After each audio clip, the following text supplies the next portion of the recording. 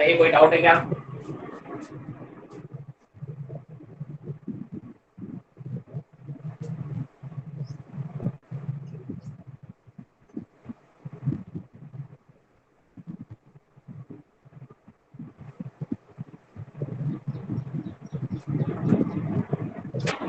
अरे बोलिए कोई डाउट है क्या किसी तरीके का? हाँ या ना कुछ तो बोलिए। No sir. चलिए कहाँ पहुँच गए थे, क्या चल रहा था बताइए। सर आपने 3 क्वेश्चंस दिए थे, वो डिस्कस करने गए थे आपने। चलो हो गए? Yes sir. Yes sir. बन गए, प्रॉपरली बन गए थे।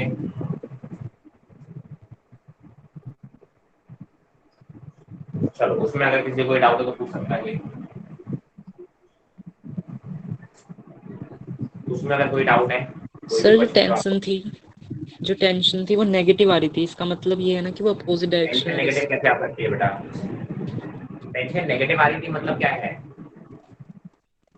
सर मतलब नेगेटिव और पॉजिटिव तो आपकी डायरेक्शन के हिसाब से है। आपने यस टेंशन की सर। जिस डायरेक्शन को नेगेटिव मान लिया वो तो नेगेटिव आ रही होगी। मुझे उससे क्या, मुझे मैग्नीट्यूड से मतलब है। यस सर, नेगेटिव में है। नेगेटिव में है, मैंने कहा आपने डायरेक्शन, जो डायरेक्शन पॉजिटिव मानी होगी उसके ऑपोजिट आ रही होगी। जी सर। Yes sir. तो आपके ऊपर है, आपने क्या डायरेक्शन मान रखी है, तो कोई दिक्कत नहीं है। मैग्नीट्यूड वाइज हमें चाहिए होता है। चलिए और बताइए। सर और सर्कुलर मोशन के भी डीपीपी नहीं मिली। टेंशन की वैल्यू को नेगेटिव माना कि टेंशन की डायरेक्शन नेगेटिव आ रही थी, मुझे ये बताओ।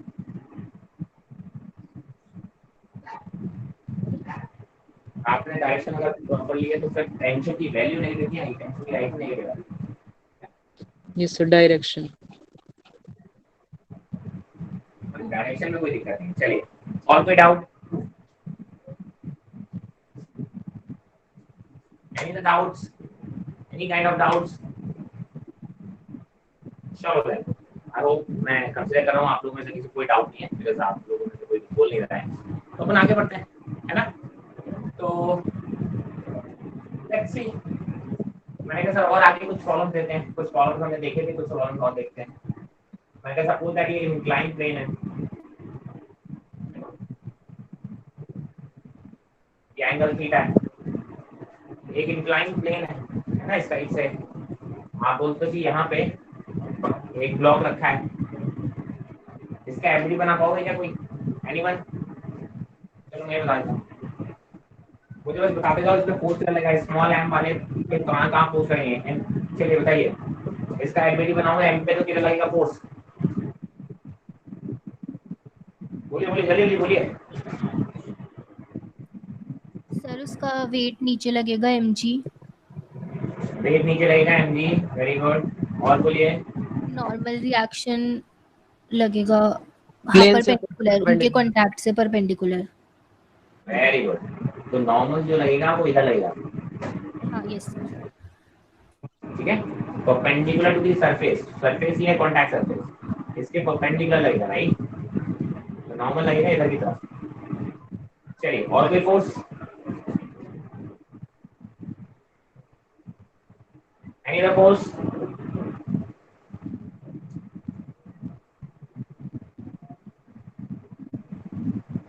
चलिए, अरे हाँ या ना तो बोल दो यार, कैसे बोल?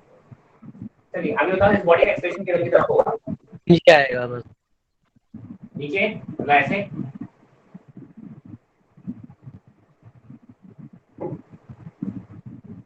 सर अरे वो नीचे मतलब प्लेन किधर? के साथ में स्लाइड करता हुआ, मतलब प्लेन तो के parallel to the plane along. बोलेंगे, नीचे की तरफ, right? Yes sir. Along the plane, नीचे की तरफ। तो एक्सेलरेशन की डायरेक्शन आपको पता है इधर की तरफ होगी, तो आपकी जो एक एक्सिस है वो इधर की तरफ आएगी। मान लो उसको एक्स एक्सिस मान लिया, तो उसके परपेंडिकुलर आप क्या बोलोगे? वाई एक्सिस मान लोगे, ठीक है?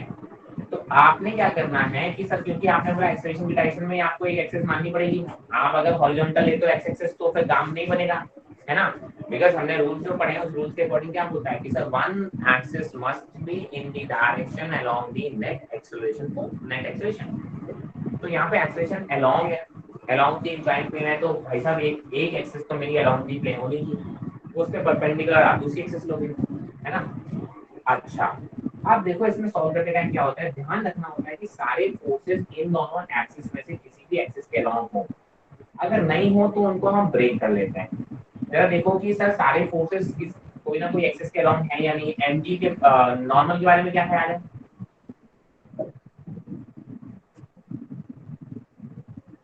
हाँ भाई, नॉर्मल सर वाई एक्सिस के होंगे वो। अलोंग है इसको मुझे शेडिंग जरूरत नहीं है। एमजी का क्या ख्याल है? सर ब्रेक करना पड़ेगा उसको कंपोनेंट्स में। यस। एमजी को ब्रेक करना पड़ेगा। तो एमजी क्योंकि ना तो एक्स एक्सिस के अलोंग है ना वाई एक्सिस के अलोंग है, तो आप बोलोगे एक कंपोनेंट एमजी का एक्स एक्सिस के अलोंग आएगा, वो देखिए। करेक्ट। अगर आप इनको रेक्टेंगल बनाओगे तो ये एमजी का रेक्टेंगल बन जाएगा, है ना। तो आप बोलोगे सर ये एंगल अगर थीटा है तो ये एंगल भी थीटा होगा। आप ज्योमेट्री लगेगी भाई साहब, अभी ज्योमेट्री सिखानी पड़ेगी कई लोगों को, तो ज्योमेट्री नहीं पता चल रही होगी। देखो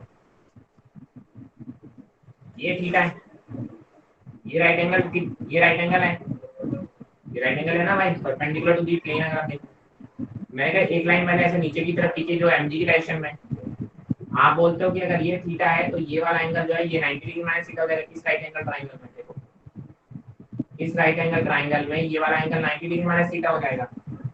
अच्छा ये चीज पता है कि ये वाला और ये टोटल एंगल 90 है और ये वाला कितना है 90 डिग्री माइनस थीटा है, तो ये बचा हुआ एंगल कितना बचेगा सर? ये थीटा बचेगा। समझ में आ रहा है? थोड़ी सी राइट एंगल ट्रायंगल की प्रॉपर्टीज लगा के आप बता सकते हो ये एंगल थीटा है। तो आप बोलोगे इस डायरेक्शन में जो इसका कंपोनेंट आएगा वो आएगा mg cos थीटा, और इस डायरेक्शन में जो इसका कंपोनेंट आएगा mg sin थीटा। जब आप कंपोनेंट लगाते हो तो आपको इस mg को यहाँ से गायब करना पड़ेगा, है ना। मैं यहाँ पे हल्का सा डॉट डॉट में लिख दे रहा हूँ ताकि आप जब स्क्रीनशॉट लें तो आपको पता होना चाहिए। लेकिन आप ये भी ध्यान रखना यहाँ लिखने टाइम कि सर ये हैप को रिमूव करना है। क्यों करना है? बिकॉज आपने इसके दो कंपोनेंट लिख दिए। आप 2+2 लिखो या फिर एग्जैक्टली 4 लिखो तो फिर 2 हटाने पड़ते हैं ना भाई, ठीक है। और अगर 2+2 लिख रहे हो तो 4 को हटाना पड़ेगा। एक ही चीज को लिखोगे ना, तो ये mg को मैंने दो पार्ट में ब्रेक करके लिख दिया है, ठीक है। तो अब आप बोलोगे कि सर देखो y डायरेक्शन के अलावा कोई भी एक्सेलरेशन नहीं हो रहा है, y डायरेक्शन के अलावा कोई भी एक्सेलरेशन नहीं हो रहा है, तो आप बोलोगे सिग्मा fy इक्वल टू क्या लिखोगे? 0, because there is no mass into acceleration, right? आप ऐसे लिखो m into acceleration along the y direction, that is equal to m into 0, ठीक है। तो आप बोलोगे सिग्मा fi का 0, तो इसका मतलब ऊपर वाला फोर्स और नीचे वाला फोर्स बराबर होना चाहिए मैग्नीट्यूड वाइज। आप ऐसे भी इस डायरेक्शन को पॉजिटिव लिखोगे तो देखो n की डायरेक्शन को y, ये पॉजिटिव एक्सिस है, mg cos थीटा नीचे की तरफ लग रहा है, इस डायरेक्शन में लग रहा है नेगेटिव एक्सिस में, तो m - mg cos theta is equal to 0। तो यहाँ से n की वैल्यू mg cos थीटा के बराबर आ गई। देख लो भाई, कई लोगों के दिमाग में रहता है कि n और mg हमेशा बराबर होते हैं, तो आप बिल्कुल गलत हैं। n की वैल्यू mg के बराबर होगी हमेशा, इसकी कोई गारंटी नहीं है। देख लो भाई, यहाँ पे mg के बराबर नहीं आई, mg cos थीटा के बराबर आई है ना। तो अगर आपके दिमाग में ये चीज है कि सर n की वैल्यू हमेशा mg के बराबर होगी, तो आप बिल्कुल भी सही नहीं है, ठीक है। तो वो आपका मिथ है। चलिए, मेरा एक तो ये आ गया मेरा mg cos थीटा n की वैल्यू। मेरा दूसरा देखो, एक्सेलरेशन इधर की तरफ होने वाला है, तो आप बोलोगे sigma fx, sigma fx is equal to mass into acceleration. Sigma fx x direction में केवल एक ही फोर्स है mg sin theta is equal to mass into acceleration. m से m कैंसिल, यहाँ से a की वैल्यू किसके बराबर आ गई? g sin थीटा के बराबर आ गई। अब ये चीज हमेशा हमेशा ध्यान रखनी है कि सर जी ये एक्सेलरेशन की वैल्यू कितनी आती है? g sin theta. ये रिजल्ट हमें काफी हद तक याद रहता है कि अगर ऐसा ही इंक्लाइन प्लेन दे रखा हो, एक बॉडी को उस पर रखा जाए, स्मूथ है, ध्यान रखना ना कैसा है, ये स्मूथ है, फ्रिक्शनलेस है। जब तक मैं नहीं बोलूंगा तब तक सब कुछ क्या है? स्मूथ है, फ्रिक्शनलेस है। तो आप क्या बोलोगे कि सर इस केस में जो एक्सप्रेशन आता है वो आता है जी साइन थीटा। हाँ भाई, कोई दिक्कत इसमें? किसी भी स्टेप में कोई दिक्कत है तो पूछ लो भी, उसके बाद आगे बढ़ना। शर्मा के मत कर जाना। कुछ लोग तो छोटी छोटी क्या है सर, ये छोटी चीज मैं पूछूंगा बगल वाला क्या सोचेगा। अरे भाई साहब, बगल वाला भी यही सोच के बैठा है कि मेरा बगल वाला क्या सोचेगा। तो आप तो अपना देखो भाई साहब, आपको अपने से मतलब है, दूसरे से मतलब नहीं है। चीजें आपको नहीं आएंगी तो डॉक्टर आप नहीं बनोगे, बगल वाला बनेगा या नहीं बनेगा, इसकी अलग बात है। तो भाई पूछ लो अगर आपको कोई डाउट हो तो इसमें, किसी भी स्टेप में किसी भी तरीके का कोई भी डाउट है तो आप पूछ लीजिए प्लीज। Yes, any doubts?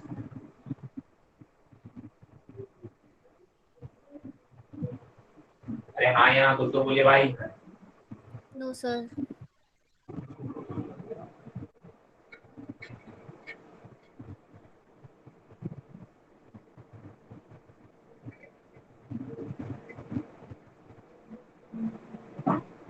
चलिए फिर आगे बढ़ते हैं।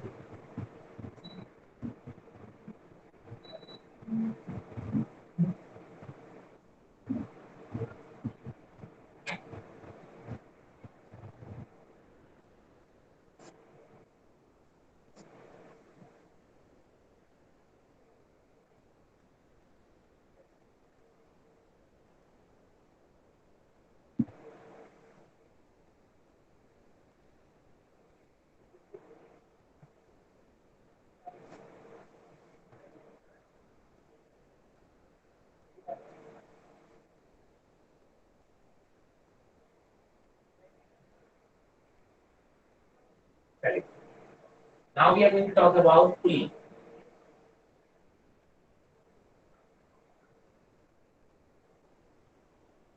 है ना, पुली क्या होता है? पुली आप लोगों ने, काफी लोगों ने देखा होगा, काफी लोगों ने नहीं भी देखा होगा। ठीक है, पुली एक सिंपल सा, देखिए आपने अगर कभी गांव में मूवीज में देखा हो पानी खींचते हुए, वैसे अगर आपने पानी खींचते हुए देखा हो तो क्या होता है, ऐसे रिवॉल्विंग इस टाइप से घूमने वाला एक डिवाइस लगा होता है, उसके ऊपर से रस्सी होती है और आप उसको खींचते जाते हो तो घूमता जाता है और रस्सी से खींचते पानी खींच पाते हो आप। तो पुली क्या होता है कि जब भी आपको इस टाइप से वेट वगैरह बहुत नीचे से या ऊपर से नहीं खींचना होता है तो वेट आपका बहुत इजी कर देता है, मतलब आपका फोर्स कम लगाना पड़ता है और आपका काम हो जाता है।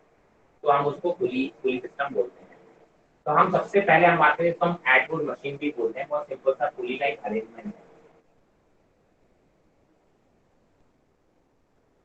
ठीक है, प्रॉब्लम है और कुछ नहीं है, बस हमने क्या बोला कि प्रॉब्लम प्रॉब्लम ही है जो कुछ है। मैंने कहा मान लो ये एक पुली का स्ट्रक्चर, ठीक है, ये इस टाइप से एक ये रिवॉल्विंग वाला है ना, और ये इसके ऊपर एक रोप, इसके ऊपर से एक रोप होती हुई नीचे तक ऊपर नीचे आएगी, राइट। आप बोलते हो कि सर यहाँ पे एक मास लगा हुआ है M1 और यहाँ पे एक मास लगा हुआ है M2, ये एक रोप है। अभी हम जो पुली पढ़ने वाले हैं, ध्यान रखिए पुली की कुछ खास बात है, और वो पुली की खास बात क्या है? वो पुली की खास बात यह है कि पुली एक मास है, इसका खुद का कोई मास नहीं है, एकदम लाइट पुली है, उसको हम बोलते हैं मासलेस। एंड सबसे इम्पोर्टेंट बात है कि ये फ्रिक्शनलेस। फ्रिक्शनलेस का मतलब है कि यार ये रस्सी इसके ऊपर से स्लिप करेगी, मतलब ये घूमेगी नहीं, ये ऐसे नहीं घूमेगा। भाई साहब फ्रिक्शन ही नहीं है तो रस्सी सिर्फ इसके ऊपर स्टिक करती रहेगी, चुपचाप से अपनी जगह बैठी रहेगी, ये घूमेगी नहीं अपनी जगह, कोई रोटेशन नहीं होगा इस पुली का, बिकॉज इसके ऊपर फ्रिक्शन ही नहीं है। फ्रिक्शन नहीं होगा तब तो घूम ही नहीं सकती है। तो बेसिकली आप ये मान लो कि रस्सी इधर से इधर और इधर से इधर स्टिक करेगी क्योंकि फ्रिक्शन ही नहीं है ना। तो इसलिए ये बहुत स्पेशल है, आप बोल सकते हैं। बहुत ही एक आइडियल केस हम ले रहे हैं समझने के लिए, अपने कंसेप्ट सीखने के लिए। तो आप बोलोगे ये पुली कैसी है? मासलेस एंड फ्रिक्शनलेस है, इस चीज का बहुत ध्यान रखना है। आप बोलोगे सर इसमें मैंने मान लिया कि M2 जो है वो बड़ा है M1 से, पहला केस हमने मान लिया, तो है ना, हमने कहा था जो मास 2 है कोई ना कोई बड़ा होगा। तो आप बोलोगे अगर ये मास बड़ा है तो बॉडी की इधर की तरफ जाने के चांसेस है, ये वाली बॉडी ऊपर आएगी, कॉमन सेंस तो यही बोलता है। तो आप बोलोगे सर ये इसका मतलब ये बॉडी नीचे की तरफ एक्सीलरेशन देते जाएगी, उतना ही एक्सीलरेशन से ये बॉडी ऊपर की तरफ ए से जाएगी। ठीक है, मैंने कहा आप ऐसा क्यों बोल रहे हो? मैं इसलिए बोल रहा हूँ क्योंकि देखो ये रोप है, रोप इनएक्सपेंसिबल होती हैं, हमने जो भी रोप पढ़ी है उनकी लेंथ में कोई भी चेंज नहीं आ सकता, ना ही वो बड़ी हो सकती है ना ही वो छोटी हो सकती है। तो अगर रोप इनएक्सपेंसिबल है तो जितना जितना आप इसे यहाँ से खींचोगे उतना ही यहाँ से ऊपर जाएगा। तो जितनी स्पीड से नीचे आएगा उतनी स्पीड से ऊपर आएगा, तो जितनी एक्सेलेरेशन से नीचे आएगा उतनी ही एक्सेलेरेशन से ऊपर आएगा, राइट। तो आप बोलोगे जितने एक्सेलेरेशन से ये ब्लॉक नीचे आएगा उतनी ही एक्सेलेरेशन से ये ब्लॉक ऊपर की तरफ जाएगा, ये तो समझ में आया, दोनों के एक्सेलेरेशन का मैग्नीट्यूड सेम होगा, डायरेक्शन कैसी होगी? ऑपोजिट होगी। मैंने देखिए इस पे जो टेंशन है ऊपर की तरफ लग रहा होगा, ऑब्वियसली क्या होगा, टेंशन हमेशा इसको ऊपर की तरफ खींचने की कोशिश करी होगी, सर इस पे भी टेंशन ऊपर की तरफ लग रहा होगा, और ये दोनों टेंशन सेम है क्योंकि हमने क्या बोला, ये जो स्ट्रिंग थी वो मासलेस है, मासलेस है और इसके बीच में भी कोई मास नहीं है, पुली का भी मास नहीं था, अगर बीच में भी कोई मास आ जाए तो मुझे दिक्कत हो सकती है। बट स्ट्रिंग पूरी मासलेस है, और मासलेस होती तो हमने बोला पूरी स्ट्रिंग में हर जगह टेंशन कैसे होता है? सेम होता है। ठीक है, पूरी स्ट्रिंग में हर जगह टेंशन कैसे होता है? सेम होता है। तो देखिए इसी तरीके से आप बोलोगे इस वाले पॉइंट को, दिस पॉइंट पे ये पुली को पकड़ रखा है या पुली से टच में है, तो पुली को नीचे की तरफ खींच रही होगी, है ना, पुली पे टेंशन किधर लग रही होगी? इधर की तरफ लग रही होगी, है पुली के पॉइंट पे, जहां से ये पुली के पॉइंट पे टच है। ठीक है, तभी तो ये पुली पुली को ऐसे नीचे की तरफ खींचेगी, तभी तो ऐसे घूमने की चांसेस बढ़ते हैं, पुली को नीचे की तरफ घूमने की, तभी तो ये इधर की तरफ खींचते हैं ना। तो आप बोलते हो तब बोलेंगे ना, आपको बोला कि यहाँ पे इस पॉइंट पे जो फिक्स पॉइंट होता है, रोप अगर छत से बनी हुई तो छत को नीचे की तरफ खींचेगी, आपने पकड़ रखी है तो आपको दूसरी की तरफ खींचेगी, किसी चीज में बांध रखी है तो हर इस पे अवे लगाते हैं, तो इस पुली पे ये नीचे की तरफ लगा रही होगी। हाँ सर, मैंने कहा सर जरा इनके और इनके क्या बनाओ, एफबीडी बनाओ और एक्सेलरेशन और टेंशन की वैल्यू निकालो, बड़े आराम से निकाल पाओगे। मैंने कहा M2 का एफबीडी बना देते हैं, M2 का मैंने एफबीडी बना दिया, नीचे की तरफ क्या लगा होगा M2 की, और ऊपर की तरफ क्या लगा होगा टेंशन, नीचे की तरफ क्या लगा होगा M2 जी, और ऊपर की तरफ क्या लगा होगा टेंशन, है ना। तो आप बोलोगे और एक्सेलरेशन किधर होगा, नीचे की तरफ, तो आपको तो नीचे की जो भी एक्सेलरेशन की डायरेक्शन उसको हम पॉजिटिव मान लेते हैं, तो अगर एक्सेलरेशन वाली डायरेक्शन को पॉजिटिव मानोगे तो ऊपर वाली डायरेक्शन कैसे हो जाएगी, नेगेटिव। तो आप लिखोगे किस डायरेक्शन, अगर मैं इसी डायरेक्शन को क्या मान लूं, x मान लूं, ठीक है, और इस डायरेक्शन को y मान लूं, मेरे ऊपर है, मैं किसी भी डायरेक्शन को कुछ भी मान सकता हूं, उसमें कोई दो राय नहीं है आपको, है ना। मेरी कंडीशन बस ये है कि एक्सेलरेशन की डायरेक्शन में एक एक्सेस होना चाहिए, तो जनरली मैं अपनी एक्स एक्सेस को ही मान लेता हूं उस डायरेक्शन में। तो आप बोलोगे sigma fx is equal to m into ax, ऐसे तो लिखते हो, जैसे मैं लिखता हूं वैसे आपको बार बार लिखना पड़ेगा, है ना। और आप बोलोगे सिग्मा fx, नीचे की तरफ है m2g, क्योंकि पॉजिटिव डायरेक्शन मान रखी है आपने, और ऊपर की तरफ मैंने नेगेटिव मान रखी, तो माइनस की। देखो अभी तक हम मोशन इन प्लेन और मोशन इन 2D 1D ये सब सीख के आए थे, तो उसमें ध्यान रखना मैंने एक स्टैंडर्ड डायरेक्शन फॉलो की थी, मोशन के टाइम पे हमें वही डायरेक्शन फॉलो करनी है। लेकिन हम न्यूटन लॉज ऑफ मोशन में आ गए हैं, तो हम अपने हिसाब से, क्योंकि इसमें सिर्फ ऊपर नीचे और दाएं बाएं नहीं हो, इसमें तो एंगल पे भी डायरेक्शन हो सकती है, किसी भी एंगल्स पे भी डायरेक्शन हो सकती है, तो हम तो क्या मानते हैं कि सर इनमें डायरेक्शन के साइन आप अपने हिसाब से चेंज कर सकते हो, बट पूरी प्रॉब्लम में जो डायरेक्शन के साइन है वो एक ही चलेंगे। ऐसा नहीं हो कि आधी प्रॉब्लम में आपने ऊपर वाली डायरेक्शन को पॉजिटिव मान लिया और आधी प्रॉब्लम में आपने नीचे वाली प्रॉब्लम को मान लिया, राइट। तो जब एक प्रॉब्लम सॉल्व कर रहे होगे तो आपकी जो साइन कन्वेंशन आपने जो अज्यूम की है वो यूनिफॉर्म होंगे पूरी प्रॉब्लम में। अगर आपने ऊपर वाली डायरेक्शन को पॉजिटिव माना है तो ऊपर वाली डायरेक्शन ही पॉजिटिव रहेगी, ठीक है। बट होता क्या है कि आप इसमें एफबीडी के टाइम पे आप अपने हिसाब से थोड़ा बहुत चेंज भी कर सकते हो। तो मैं तो कहता हूँ जब एक एफबीडी की बात करेंगे तो उसकी डायरेक्शन अलग करेंगे, दूसरे एफबीडी की बात करेंगे तो दूसरी डायरेक्शन अलग करेंगे, ठीक है। क्योंकि उससे कोई फर्क नहीं पड़ता है, आप अगर ऊपर वाले को नेगेटिव लेना पॉजिटिव लेना चाहो आप उससे भी करोगे, आंसर सेम आएंगे। आंसर कैसे आएंगे, सेम आएंगे। आप कोई भी डायरेक्शन को पॉजिटिव ले सकते हो, मैंने तो कोई नहीं, मैं हमेशा एक्सेलरेशन की डायरेक्शन को पॉजिटिव मान लेता हूँ हर एफबीडी में, और हर एफबीडी में मैं चेंज करता जा रहा हूँ, कोई फर्क नहीं पड़ेगा, बट उस एफबीडी में आप प्रॉपर्ली वैल्यू सही पुट करेंगे तो। मैं कहा दैट इज इक्वल टू, देखो नीचे की तरफ एक्सेलरेशन है तो पॉजिटिव माना जाएगा, तो आप बोलोगे m2 into a, एक क्वेश्चन लिखोगे, ये हो गया आपकी क्वेश्चन नंबर 1। कोई भी क्वेश्चन में किसी भी स्टेप नहीं समझ में आया वही तो देना मुझे, ठीक है। किसी भी क्वेश्चन में आपको कहीं पे नहीं समझ में आया तो वहीं पे टोक देना। मैंने कहा सर अब इसका बना लो m1 का, m1 का अगर मैं एबीडी बनाऊंगा, m1 का अगर मैं एबीडी बनाऊं, सर ऊपर की तरफ लग रहा है टेंशन, नीचे की तरफ लग रहा है m1 जी, इसमें एक्सेलरेशन ऊपर की तरफ है। मैंने कहा सर इसमें एक्सेलरेशन ऊपर की तरफ है, मैं ऊपर की डायरेक्शन को ही पॉजिटिव मान लूं, है ना। तो आप क्या कह सकते हो, sigma f is equal to mass into acceleration, ऐसे लिख सकता हूं। ऊपर की तरफ वाले को डायरेक्शन तो आप लोग टी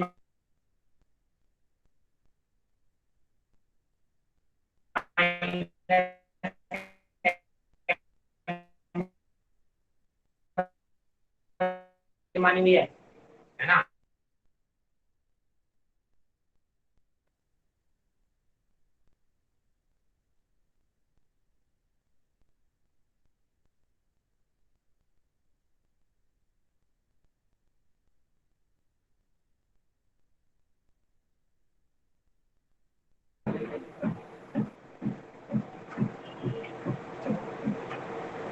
चलिए I think it should be clear now, ठीक है, अभी क्लियर होना चाहिए। मैंने कहा देखो भाई एक्सेलरेशन ऊपर की डायरेक्शन है तो मैंने इसी डायरेक्शन को पॉजिटिव मान लिया, तो t को पॉजिटिव मानूंगा, m1 जी को नेगेटिव मानूंगा, तो मैंने लिखा t minus m1 g equal to m1 into a, equation number 2।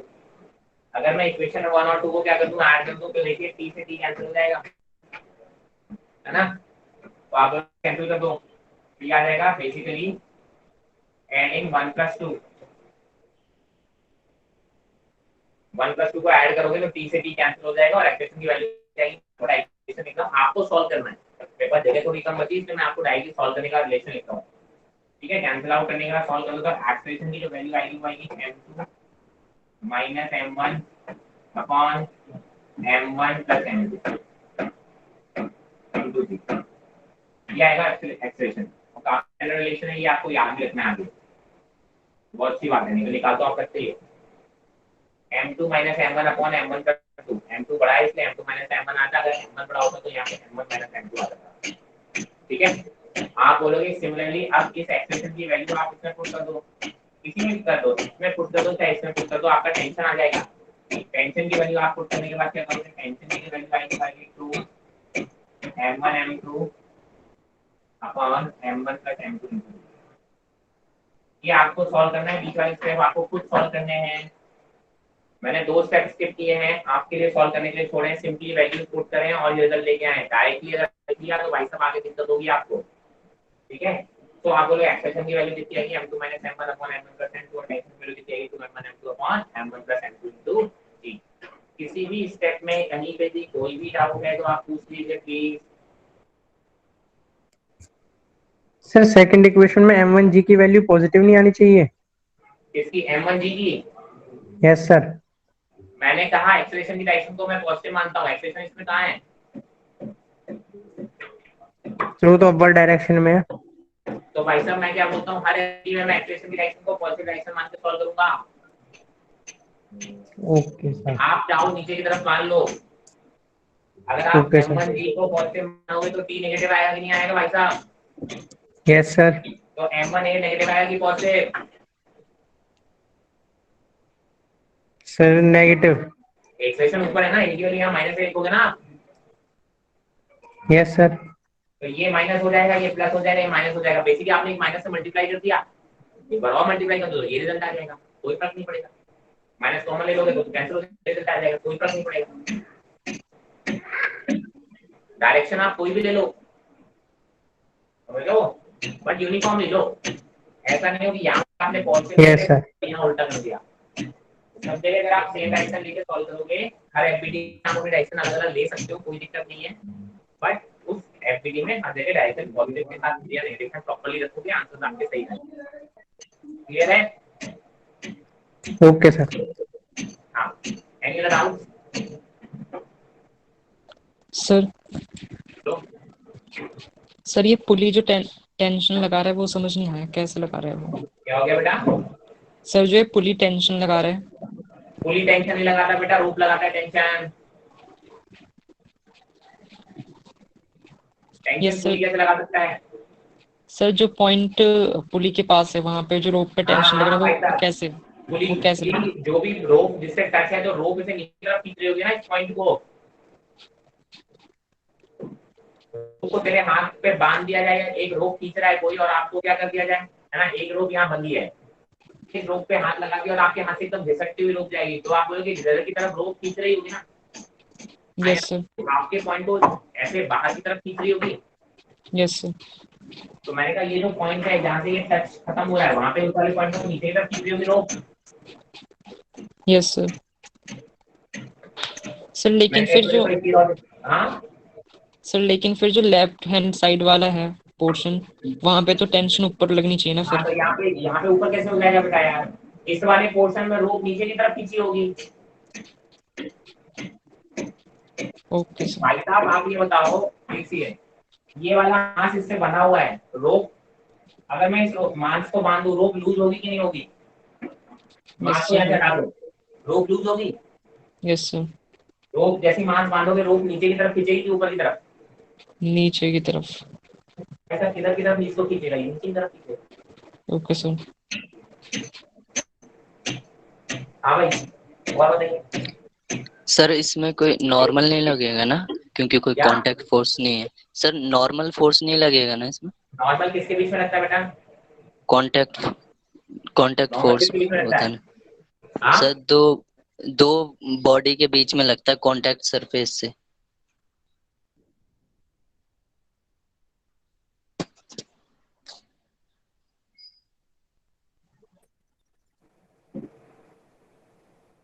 मैंने कहा नॉर्मल किसके बीच में लगता है? जब दो बॉडीज कांटेक्ट में सरफेस, ऐसे सरफेस हो और एक दूसरे को कहीं ना कहीं धक्का दे रहे हो।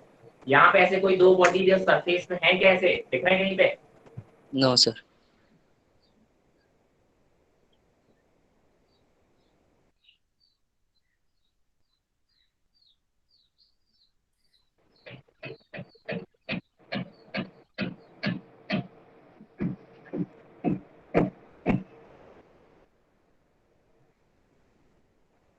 ठीक है, क्लियर है ये बात? सर हाँ जी बेटा। आपने बोला जब आप M1 को हटा दोगे रोप में से तो फिर वो रोप नीचे गिर जाएगी, बट उस पे दूसरी साइड M2 भी तो है, तो वो रोप दूसरी साइड को नहीं चली जाएगी गिरते हुए? वो तो चली जाएगी, तब चली जाए तो। बट आप ये बताओ, अभी तो उसको भूल जाओ, मैं तो एक सिंपल बता रहा हूँ। यहाँ पे कुछ नहीं है, रोप ऐसे डाल दी, रोप लूज होगी कि नहीं होगी? होगी। अभी कुछ भी नहीं है। आप जैसे ही M1 को डालोगे, इधर की तरफ खींचेगी, नीचे की तरफ कि ऊपर की तरफ?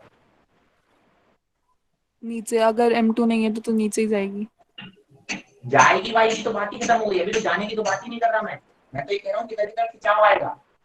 जाना तो बहुत दूर की बात है, किधर की तरफ नीचे की खिंचाव आएगा? तरफ। नीचे की तरफ। नीचे। आप इसको खींचोगे तो ये वाले रस्सी किधर की तरफ खींचेगी? इधर की तरफ। नीचे। अब आप बोलोगे कि जो ज्यादा फोर्स हो जाएगा बॉडी उधर की तरफ चली जाएगी, लेकिन खिंचाव तो दोनों तरफ। देखो ऐसे मेरे को रस्सी से ऐसे बांध दिया, मान लो इधर से भी खींचोगे इधर से भी खींचोगे, इस वाले पॉइंट पे इधर की खिंचाव आएगा। जिस साइड से ज्यादा फोर्स आएगी। हाँ हाँ, खिंचाव किधर आएगा भाई साहब? ज्यादा फोर्स हो, बारह फोर्स तो बात की बात है। मैंने कहा जब रस्सी यहाँ से खींची जाएगी तो मेरा ये फोर्स इधर खींचेगा, ये वाला पॉइंट जिससे ये बंधी हुई है।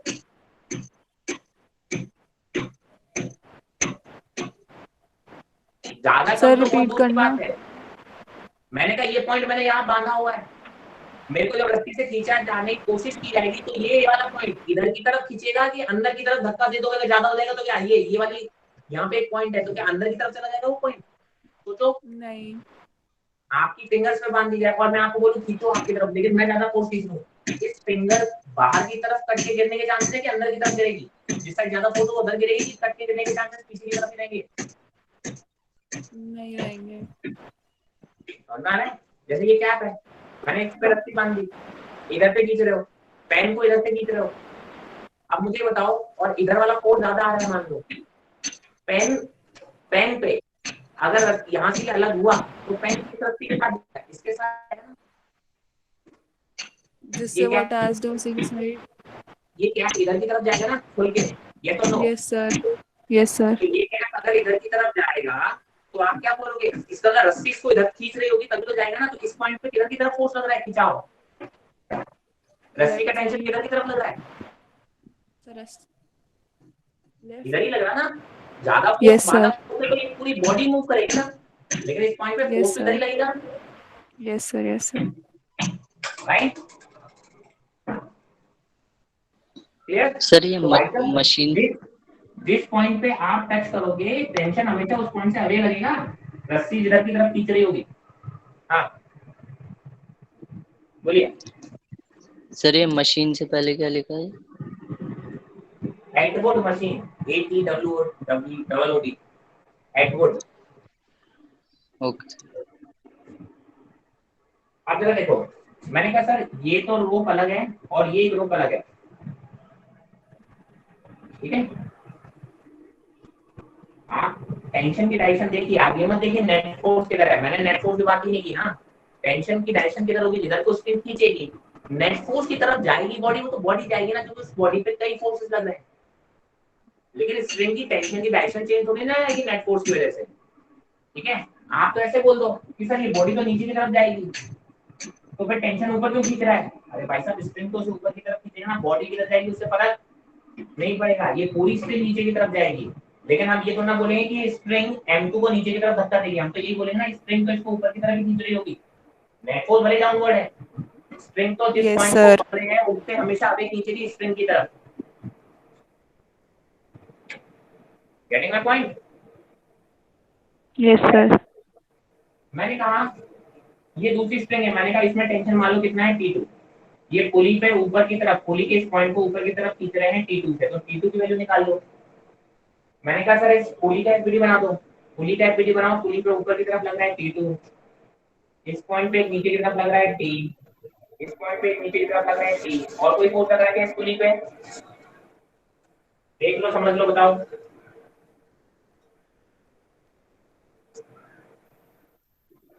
खूब सोच समझ के, लेकिन बोले जरूर। No sir. क्या हुआ? नो सर नहीं लगा। सर बस यही लगेंगे। No sir. जो इसका एंगल नहीं लगाओगे? सर ये तो मासलेस है ना। सर वो मासलेस है। मासलेस है Very इसलिए good. करेक्ट है सर, उसका मास है ही नहीं, ना के बराबर है, तो उसका एमजी भी क्या होगा, ना के बराबर ही, हम उसके एमजी को काउंट नहीं करेंगे। अच्छा, एक्सप्रेशन किस तरह है पुली का,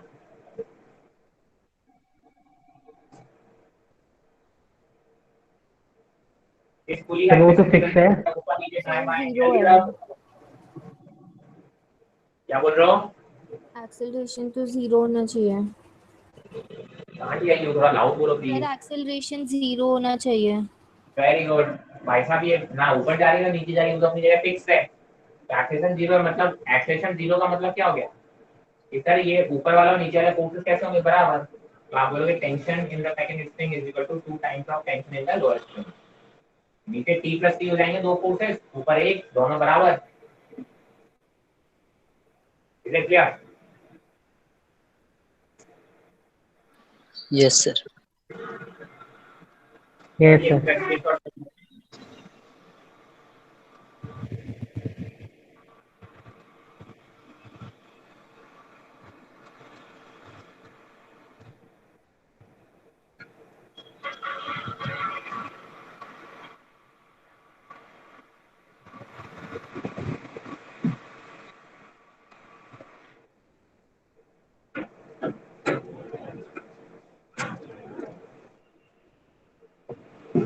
चलिए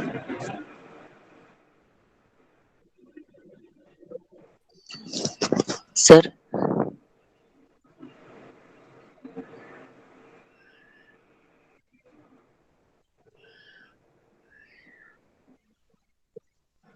सर एक बार वो टेंशन और फोर्स के क्या बोल बीच रहे का हो, डिफरेंस बता देना। सर टेंशन और फोर्स सेम चीज है या अलग? मार खाना क्यों है?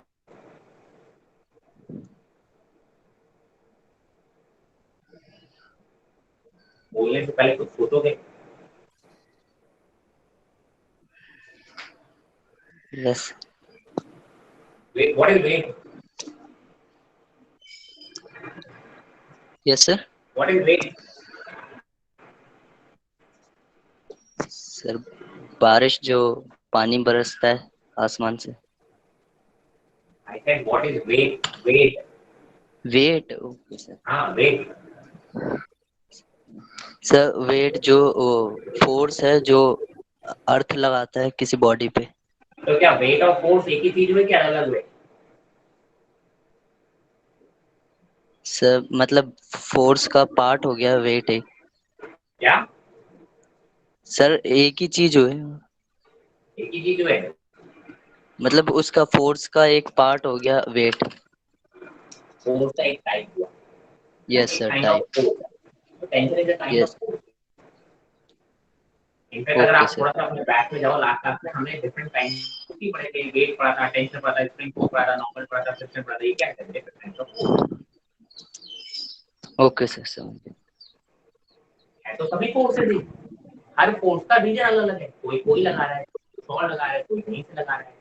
हर सोर्स, हर फोर्स का क्या है, सोर्स अलग है और थोड़ा उनका नेचर अलग है, इसीलिए अलग अलग नाम दिए जाते हैं उनको। तो सारी फोर्सेस, तभी तो नेट फोर्स में काउंट करते हैं ना, फोर्स 1 फोर्स 2 फोर्स 3, तभी तो उनको ऐड कर रहे हैं ना, अगर फोर्स नहीं होगा तो फिर हम क्यों ऐड कर देते सिंपल। यस। Okay sir. हाँ भाई,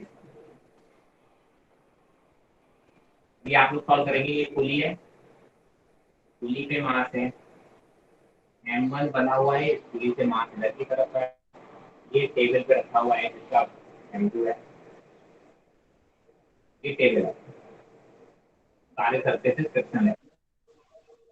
मुझे ये बताओ कि ये बॉडी इधर की तरफ जाएगी और उसका एक्सेलरेशन कितना होगा और स्प्रिंग में टेंशन कितना होगा, that you have to solve it out fast.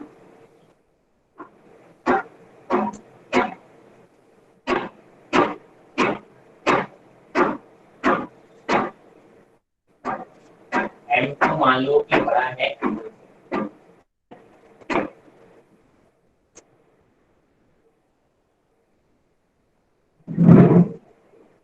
sitting waiting for your answer, then I'll get up. Yes. Sir acceleration कहाँ को लगी हुई है? क्या बोल रहे हो? एक्सप्रेशन कहाँ लगी हुई है? आपकी आवाज नहीं क्लियर आ रही, please make it clear and loud. Sir acceleration कौन सी डायरेक्शन में? एक्सेलरेशन कौन सी डायरेक्शन में ये तो तुम बताओगे।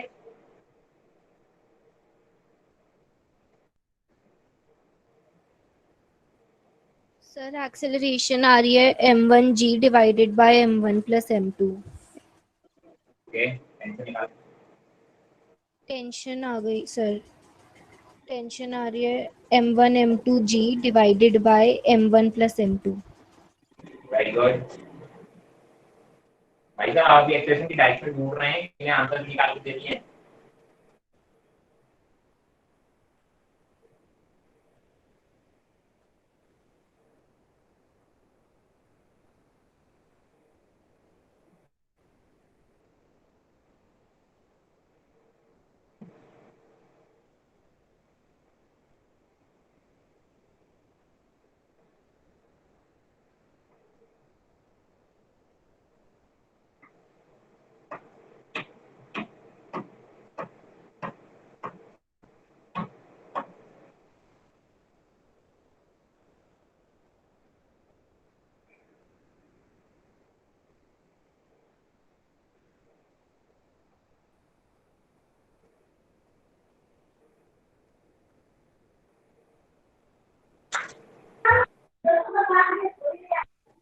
बाकी लोग बन रहे हैं, क्वेश्चन ट्राई कर रहे हैं कि भाई मैं जल्दी बैठे हुए हैं, वेट कर रहे हैं कि सर कराएंगे तब करेंगे।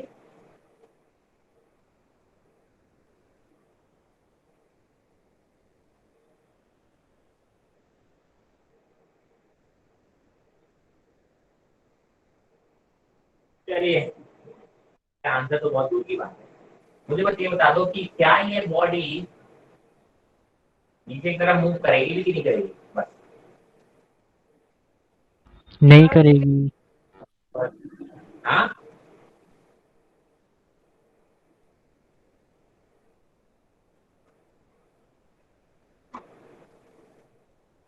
कोई क्या बोलना चाह रहा है भाई साहब, थोड़ा क्लियर बोला करें यार, जल्दी आंसर दें। मैं भी ऐसे ही बोलना स्टार्ट कर दूं, आपको कुछ नहीं समझ में आए, है ना। मुंह में बोल जाते हो भाई, थोड़ा सा ऑनलाइन बैठे हुए हम, चीजें बहुत कम क्लियर आती है, थोड़ा सा लाउड एंड क्लियर बोलो। एक्सपेक्ट ये करते हो मेरी हर चीज आपको बहुत क्लियर सुनाई दे, बट आपके आंसर हमें तो डुल करके भूल जाते हो। बॉडी मूव करेगी भी क्या नहीं करेगी, पहले तो मुझे ये बताओ। सर नहीं करेगी।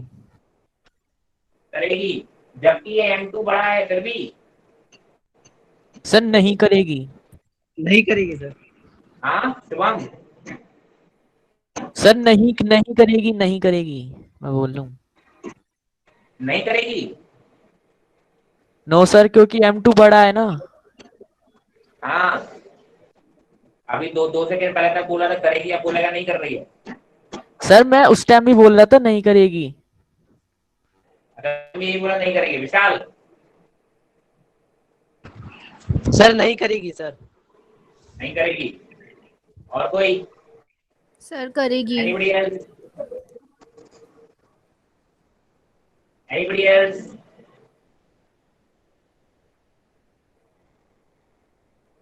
तीन लोगों के अलावा कोई और बोलने की हिम्मत नहीं की।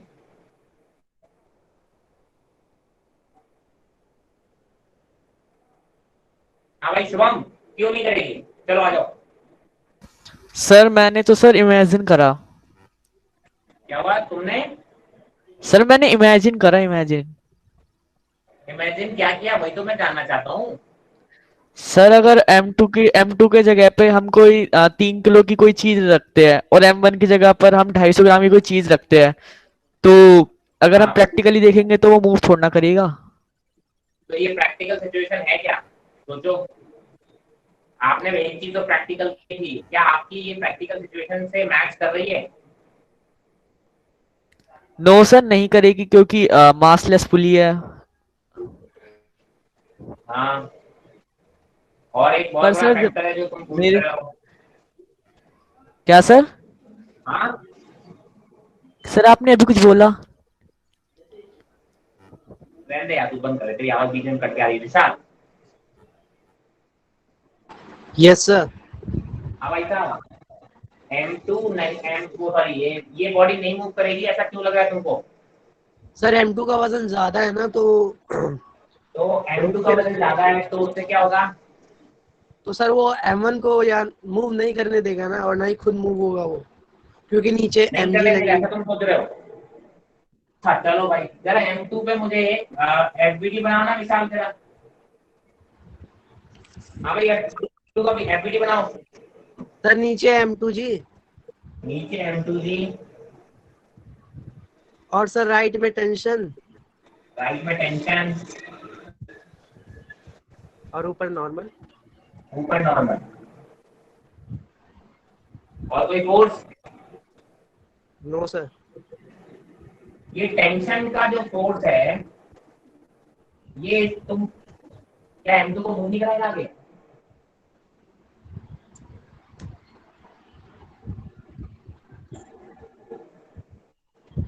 विशाल, यस सर। तुम तो मना कर रहे थे भाई।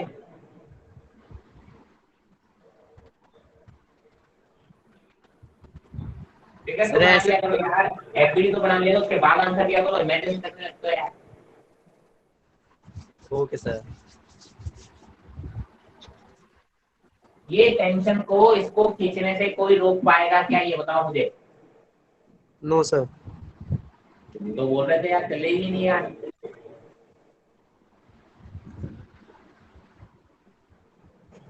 मैं इसका बनाऊं M1। हाँ भाई। सर नीचे M1 जी, हाँ जी। ऊपर टेंशन, ऊपर टेंशन। खत्म। क्या लग रहा है एक्सप्रेशन क्लियर होगा कि नहीं होगा? सर नहीं होगा। क्यों नहीं होगा ये बताओ।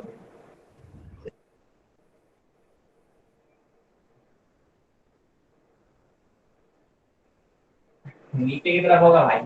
अरे भाई ये बताओ, M1 इसको नीचे की तरफ खींचेगा, M1 को रोकने के लिए सर ये स्प्रिंग को पीछे की तरफ कोई खींचने वाला होना चाहिए, जो कि है ही नहीं कोई। तो भैया क्यों रुकेगी वो? अच्छा सर फ्रिक्शन तो सोचो होगा।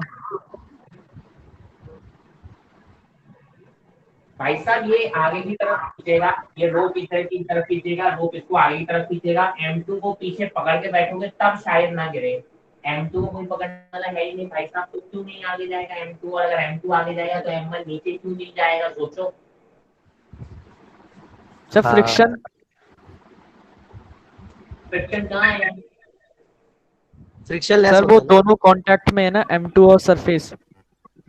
तो M तो ऊपर है ना भाई साहब, ऊपर की तरफ फोर्स लगा रहा है, वो टेंशन के ऑपोजिट कहाँ बैलेंस काम कर रहा है?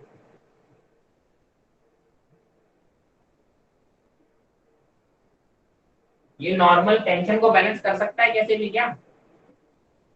सर जैसे M2 नहीं में कर नहीं कर सकता। सकता, वैसे M1 में तो दिख रहा है ना कि टेंशन और M1 जी ऑपोजिट क्या डायरेक्शंस में है। का फिर से बोलो, थोड़ा सा क्लियर बोलने की कोशिश करना जरा। सर मैं बोल रही थी जैसे M2 में तो दिख रहा है कि वो बैलेंस कर रहा है नॉर्मल M2 जी को, वैसे ही M1 में भी तो वैसे ही ऑपोजिट डायरेक्शंस में लग रहा है, तो हम कह नहीं सकते कि एक्सेलरेशन नहीं होना चाहिए। नहीं तो ये किसने बोला कि टेंशन M1 जी से ज्यादा है या बराबर है, ये कैसे बोल सकते हो? हाँ सर, ये नहीं पता, ये आप बताओगे ना। तो ये मैं नहीं बताऊंगा बेटा, ये तुम कॉमन सेंस से बताओगे ना बेटा। मेरी रस्सी का टेंशन कौन डिसाइड करेगा? दोनों तरफ से लगने वाला फोर्स, इधर वाला फोर्स तो M1 जी है। आप इस रस्सी के दूसरे एंड पे जाओगे, कोई भी चीज रस्सी से बनी होती है, उसको खींचने, आप उसको खींच पाओगे कि नहीं खींच पाओगे, कैसे रस्सी देख के डिसाइड करते हो कि रस्सी के उधर दूसरे एंड पे कौन है, वो देख के डिसाइड करते हो? रस्सी के एंड पे कौन है ये देख के। यहाँ पे दूसरे रस्सी के दूसरे एंड पे कौन है? M2 जिसका मास बड़ा है।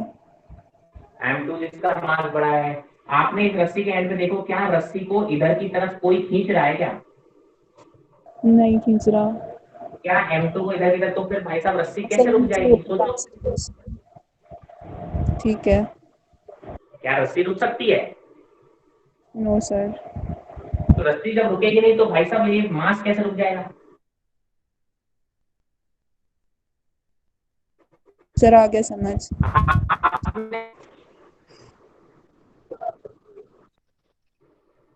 सिमिलर हुई क्या? रुको wait, I am just rejoining.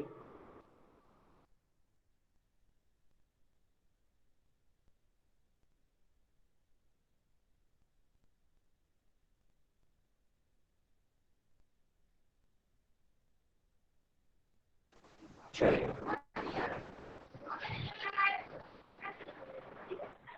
है, so I think now is it clear.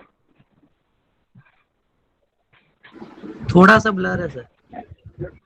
Wait wait,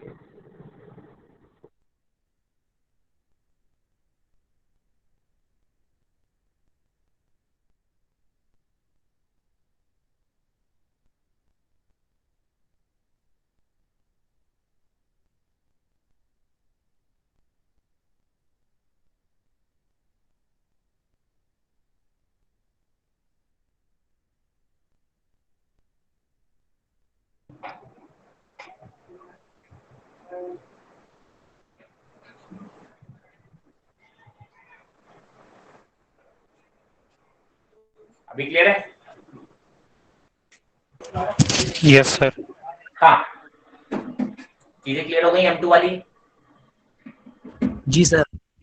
sir तो हमें बाय डिफॉल्ट पता है ना कि सर ये किधर की तरफ जाएगा। मैं सर कहता हूँ इसका मास थोड़ा सा हो चाहे बहुत ज्यादा हो, कोई फर्क नहीं पड़ता, ये नीचे जाएगा जाएगा, इसको रोकने वाला कोई भी नहीं है। ठीक है सर हाँ बेटा। सर ये M2 और सरफेस के बीच की वो सरफेस में कोई फ्रिक्शन नहीं है ना? कोई कोई M2 फ्रिक्शन और थोड़ा M2 और किसके बीच में? सरफेस के बीच में जिस पे वो हाँ, M2 स्लाइड और कर सरफेस रहा के है, बीच में कोई फ्रिक्शनल फोर्स तो नहीं है ना? अभी तक तुमने कभी नहीं पूछा, इतने सारे सरफेसेस हमने डील कर लिए। हाँ सर, मैं उसी की वजह से कंफ्यूज हो गया था ना। कंफ्यूज हो क्यों गए थे? मैं वही तो जान, अभी हमने इंक्लाइन प्लेन किया था तब तो अपने आप पूरी सॉल्व कर ली, उसके बाद मैंने बात की थी कि भाई साहब ये सरफेस स्मूथ है, तब तो हमने फ्रिक्शन की बात नहीं की, क्योंकि हमने ऑलरेडी लास्ट क्लास में बोला था कि जब तक मैं बोलूंगा नहीं तब तक फ्रिक्शन लेस है। अच्छा अच्छा, ओके सर, ठीक है। भाई साहब, सर जब तक फ्रिक्शन की बात हुई नहीं तो फ्रिक्शन कहाँ से आ गया? हमने बोला ही नहीं ना सर अभी तो फ्रिक्शन। बोली बोली। सर जो M2 मास है इसमें टेंशन राइट हैंड साइड पे कैसे लग रहा है? तो किधर लगेगा बता, तू बता। सर इधर की साइड लगना चाहिए, लेफ्ट हैंड साइड पे। लेफ्ट साइड पे मतलब आप ये कहना चाह रहे हो रोप इसको धक्का देगा इधर की तरफ, ऐसा?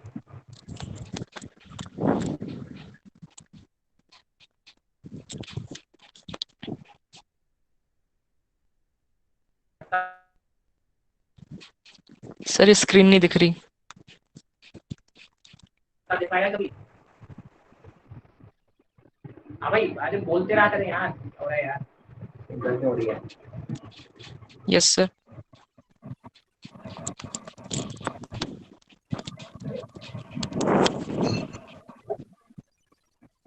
Just hold for a second. I guess the screen is getting blurred.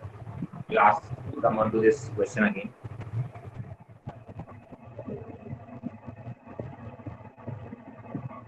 हाँ भाई, हाँ कौन पूछ रहा था?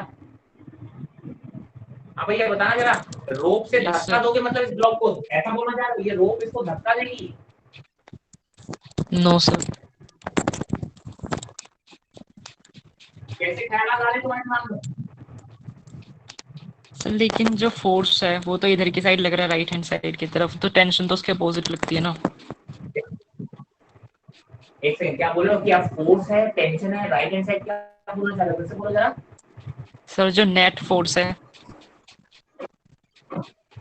यार प्लीज तो चैट बॉक्स में टाइप करो, तुम्हारी आवाज बहुत कट रही है, या तो थोड़ा सा क्लियर करके नेटवर्क में आके क्लियर बोले। आप बोल रहे हो कि टेंशन किधर लगना चाहिए, इधर की तरफ? मेरी तरफ से भी दिक्कत आई है। सर आपकी स्क्रीन ब्लर है।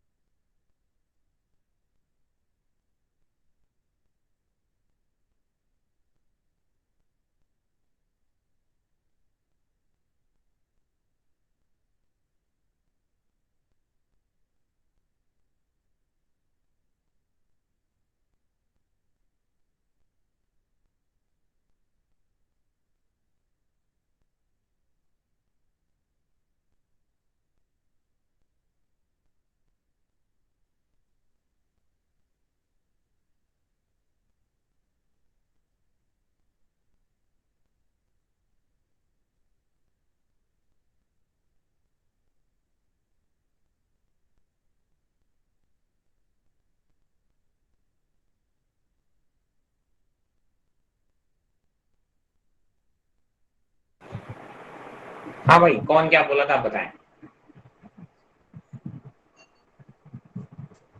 भैया फोर्स किसकी अगली बारी थी, आकाश तेरी आ रही थी क्या? Yes sir. हाँ बता, क्या टेंशन क्या लगना चाहिए? सर जो नेट फोर्स है वो तो राइट हैंड साइड की नेट तरफ फोर्स है, की तो बात नहीं कर, पहले पहले कोई फोर्स लगाएगा तब नेट फोर्स रहेगा, पहले कौन लगा रहा है पहले वो बताओ। सर क्या? नेट फोर्स तो तेरे ऊपर तब लगेगा जब 4 फोर्सेस लग रहे होंगे, उनका सॉल्व करेगा। पहले तो ये बता कि कौन कौन से उसमें फोर्स लग रहे हैं, वो पहले बता। सर M2G लग रहा है नीचे की तरफ, नॉर्मल ऊपर की तरफ लग रहा है। ठीक है, और सर टेंशन किधर लग रहा है? सर इधर लग रहा है, वो राइट लेफ्ट हैंड और साइड। राइट, इधर उधर नहीं बोलो, लेफ्ट या राइट? राइट। राइट। आप बोलो डाउट क्या है तुम्हारा? सर टेंशन तो लेफ्ट में लगना चाहिए ना, क्योंकि जो फोर्स है वो तो इधर की साइड है टोटल, और टेंशन अपोजिट होता है फोर्स के। कौन बोला टेंशन अपोजिट होता है फोर्स के? सर जब रस्सी खींचते हैं तो वो टेंशन अंदर की साइड लगती है।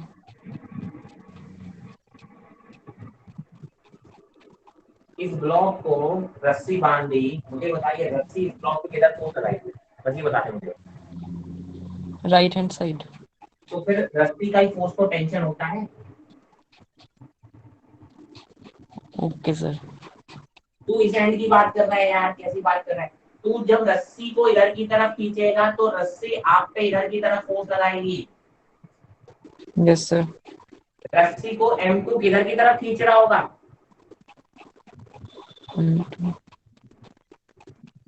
आप किसी चीज को रस्सी से बांधो और खींचो, रस्सी ब्लॉक को खींचेगी तो वो ब्लॉक रस्सी को किधर खींचेगा? अपोजिट। तो भाई साहब ब्लॉक रस्सी को इधर खींच रहा होगा तो वो रस्सी पे फोर्स इधर लगाएगा, मुझे उससे क्या, मेरे को तो ब्लॉक पे लगने वाला फोर्स चाहिए। Okay sir. थोड़ा कॉमन सेंस लगा कि रस्सी इधर की तरफ फोर्स कैसे लगा सकती है, धक्का देगी मतलब तेरे हिसाब से वो। कॉमन सेंस भी तो यूज कर भाई। एक रस्सी से तुमने किसी चीज को बांध दिया और यू आर एक्सपेक्टिंग कि वो रस्सी उस ब्लॉक को धक्का दे पीछे की तरफ, ऐसा पॉसिबल है क्या? No sir. But you are thinking like that. You're saying that this Rassi has to apply force on the opposite side. Confusion हो जाता भाई, देखा करो जब आप बोलते रस्सी पे फोर्स इधर लगा, अरे नेट फोर्स भाई साहब, वो रस्सी पे फोर्स इधर लग रहा है इधर, तो रस्सी पे फोर्स इधर लगता है, जिस साइड आप रस्सी को खींचोगे रस्सी उसके ऑपोजिट फोर्स लगाएगा। You getting my point? Yes sir. तो रस्सी को आप ब्लॉक किधर खींच रहा होगा, अगर इधर की तरफ, तो रस्सी ब्लॉक को किधर खींचेगी, इधर की तरफ। तो हमें तो ब्लॉक पे लगने वाले फोर्स चाहिए, हमें रस्सी पे लगने वाले फोर्स नहीं चाहिए। ये जो आप फोर्स बात कर रहे हो नेट फोर्स, ये रस्सी पे लगने वाला नेट फोर्स है, हम रस्सी पे लगने वाले नेट फोर्स की तो बात ही नहीं कर रहे। Okay sir. हम यहाँ पे इसकी बात कर रहे हैं। और कोई डाउट हो पूछ लो भाई। सर हाँ जी। अगर M2 पे हमने कोई बाहर से भी एक्सटर्नल फोर्स लगाई होती और उस पे फिर वो स्ट्रिंग की भी टेंशन लगती, तो हम उस टाइम पे क्या कहते, तब वो रेस्ट पे होता एक्स डायरेक्शन के रिस्पेक्ट हो में या सकता था, नहीं? नहीं हो सकता था, दोनों पॉसिबिलिटी डिपेंडिंग ऑन दी आपने कितना फोर्स लगाया है, वो फोर्स की वैल्यू पे डिपेंड करता है। ओके सर, तो जब FBD बनाते हम तो एक्सटर्नल फोर्स भी लगाते जो M2 को खींच रहा है और स्ट्रिंग वाला भी। सर जैसे जो आपने हमें क्वेश्चंस भी दिए थे सेकंड और थर्ड वाले, उसमें भी वैसे ही था ना? तो मैंने कहाँ मना किया बेटा, मैं तो ये हाँ बस भी कंफर्म कर अगर रही थी यहाँ पे मैं। अगर आपने कहाँ से कोई फोर्स लगाया होगा तो मैं उसको एफबीडी में इंक्लूड करता, ओके सर। और एफबीडी में इंक्लूड करता तो मुझे एफबीडी में जो फोर्स की वैल्यू है वो फोर्स डिसाइड करती है कि यार ये इधर की तरफ मूव करेगा, फोर्स कम होगा तो इधर ही मूव कर जाएगा, फोर्स ज्यादा होगा तो इधर वापस इधर मूव कर जाएगा। That depends on the magnitude of the force. Sir ये पीछे से कोई वाइब्रेटिंग साउंड आ रही है, वाइब्रेशन सी हो रही है पीछे से। वाइब्रेटिंग एज लाइक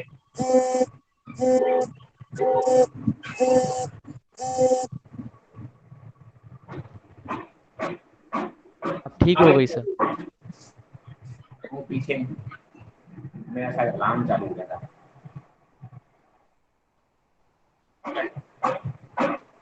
हाँ भाई, so basically good news, Bad news or big news is this: Amit is tested positive for the corona, right?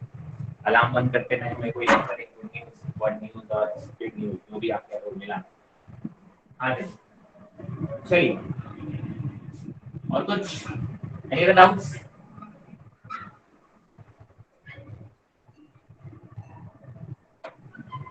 आगे बढ़ सकते हैं हम। चलो भाई, आप तो निकाल लोगे, आप जल्दी से निकाल दो। आज क्वेश्चन टेंशन की वाली, अब अगर नहीं निकाल पाए तो मार खाओगे। चलो जल्दी, 2 मिनट दे रहा हूँ, बस 2 मिनट ज़्यादा नहीं, ऑलरेडी हमें टॉपिक में काफी टाइम लग चुके हैं।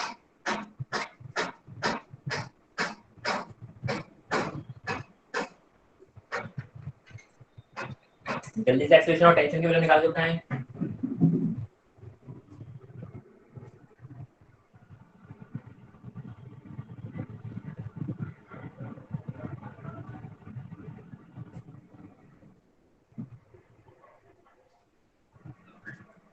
बताएं बताएं बताएं बताएं।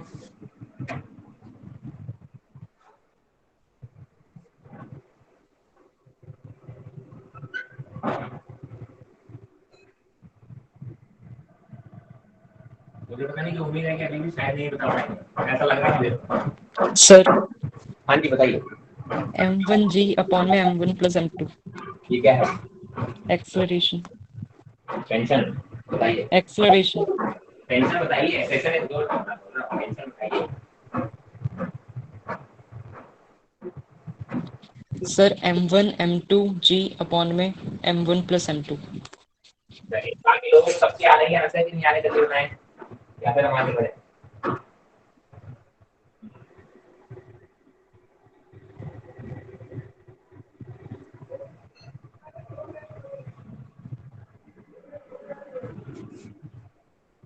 आगे बढ़े या किसी को अभी भी निकालने में दिक्कत आ रही तो अभी पूछ लो भाई, फिर ये रेल जाएगा, फिर नहीं बताऊंगा।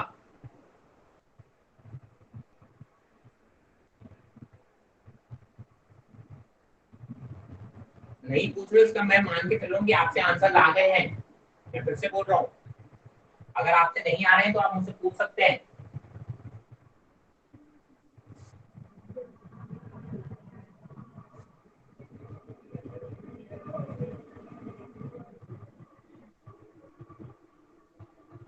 एक और करोगे क्या?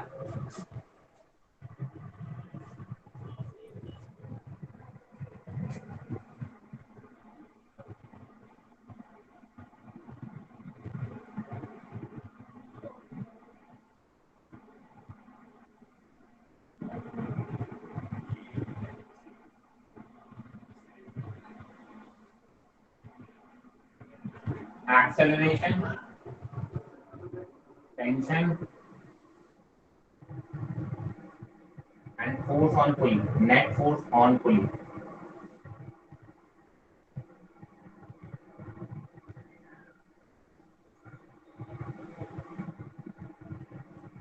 Net force on pulley नहीं बोले, force on pulley by spring.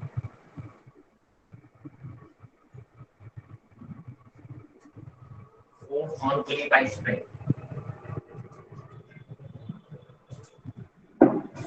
Solve it fast. Solve नहीं करेंगे तब तक समझ में नहीं आएंगे ये सब चीजें, मैं पहले ही बोले थे सब।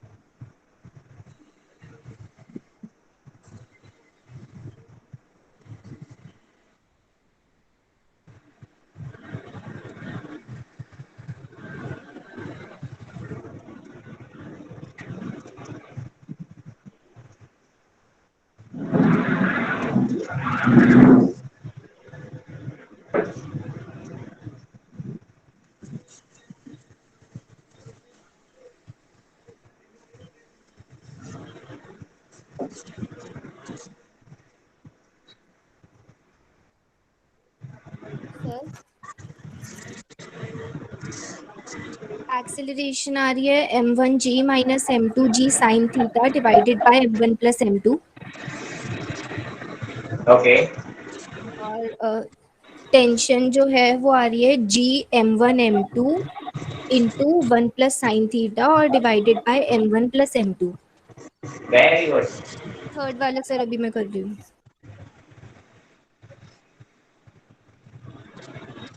1 प्लस आ रहा है, हाँ 1 प्लस आ रहा है, या I guess your answers are correct. हाँ भाई बाकी लोग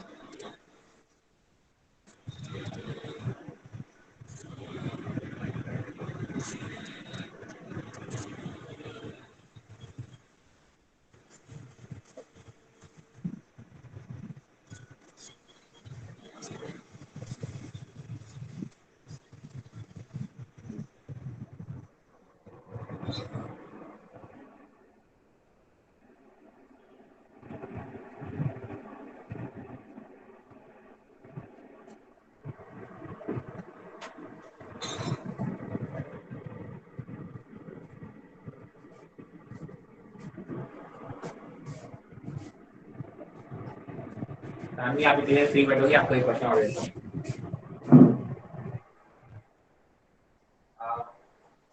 इसका फोर्स कितना बनाया तुमने सानवी? स्ट्रिंग का फोर्स निकाला था? सर नहीं, वो अभी नेट सॉल्व कर रही हूँ। Okay solve.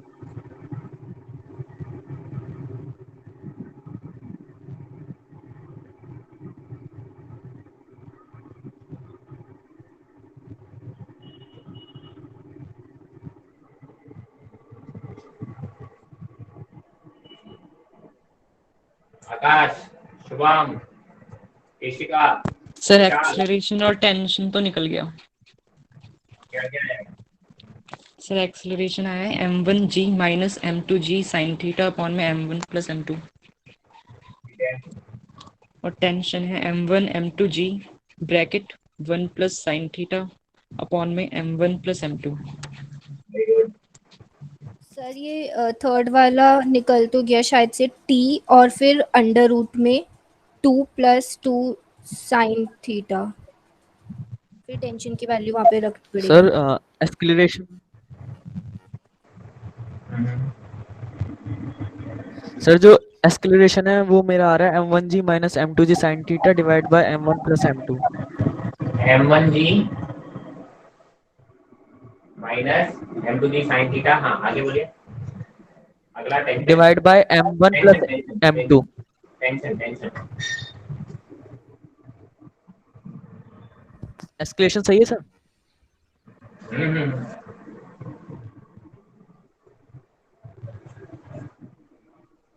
दो तीन लोगों के अलावा कोई सॉल्व नहीं कर रहा है या किसी से हो नहीं रहा है और डाउट भी नहीं पूछ रहे हैं। बनेंगे नहीं क्वेश्चन, मैं पहले ही बता दे रहा हूँ, अगर आप पूछोगे नहीं तो मुझे कैसे पता चलेगा आपको कोई चीज समझ में नहीं आ रही है, आ रही है? आपको ही बताना पड़ेगा। ज्यादा से ज्यादा मैं क्या करूंगा, डांट दूंगा यार, इससे ज्यादा कुछ नहीं करूंगा, बताऊंगा तो फिर भी भाई साहब क्वेश्चन पूछना जरूर करें।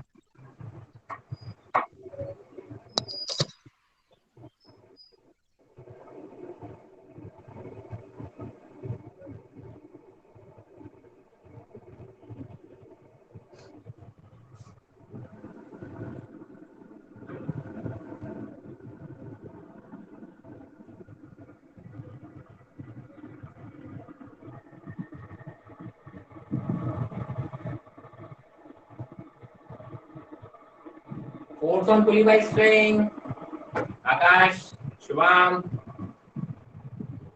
सानवी, तुम्हारा आंसर भी मुझे बहुत करेक्ट नहीं दिख रहा है। सर मुझे लग रहा है वैसे मैंने शायद गलत किया होगा। क्या दिया है आंसर? तुमने फिर से बोला था एक बार। एक सेकंड।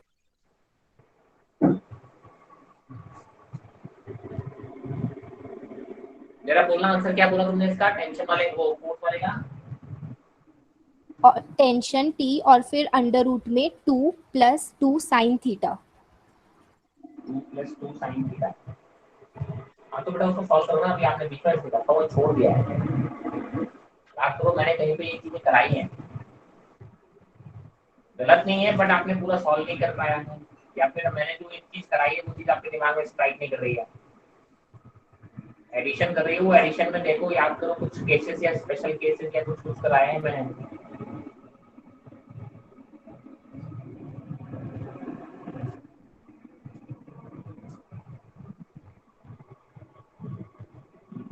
चलो भैया तुम लोगों से होगा नहीं है भाई, जिन लोगों से नहीं हुआ।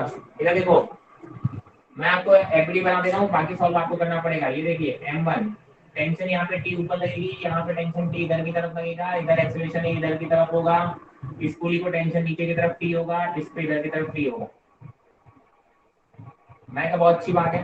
मैं कहा इसकी बात करो, m1g ऊपर की तरफ टेंशन, नीचे की तरफ एक्सेलरेशन, ये इक्वेशन आएगी यहाँ से। दूसरा m2 का देखो भाई साहब, इधर की तरफ लगेगा t, इधर की तरफ लगेगा m2g sin थीटा, नीचे की तरफ लगेगा m2g cos थीटा, और ऊपर की तरफ लगेगा नॉर्मल। ये नॉर्मल इसको बैलेंस कर रहा होगा, एक्सेलरेशन, टेंशन और इसके रिजल्टेंट की वजह से होगा। इन दोनों की वजह से एक्सेलरेशन होगा। इक्वेशन आपको लिखनी है, इक्वेशन आएगी यहाँ से 2, सॉल्व कर लोगे तो टेंशन और एक्सेलरेशन आ जाएगा।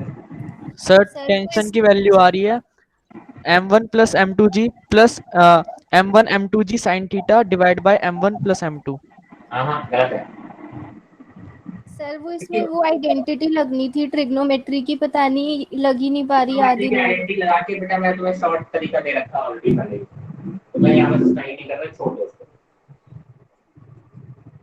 हाँ जी, ये दो इक्वेशन सॉल्व करोगे आंसर आ जाएगा, जिससे लास्ट में टेंशन की वैल्यू दी तो शायद गलत है, बिकॉज़ क्रॉस चेक है।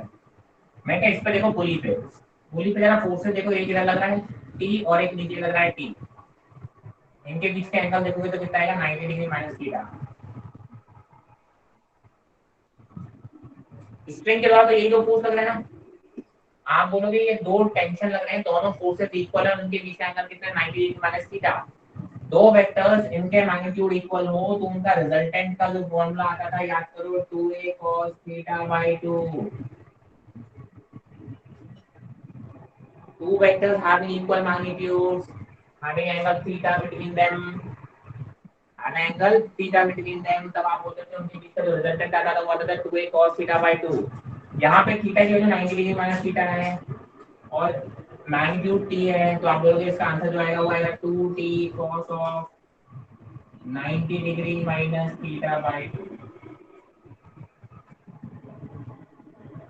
ठीक है, सॉल्व कर लोगे तो कुछ आएगा 45 डिग्री माइनस θ/2 है, जो भी है वैल्यू रखोगे आंसर आ जाएंगे।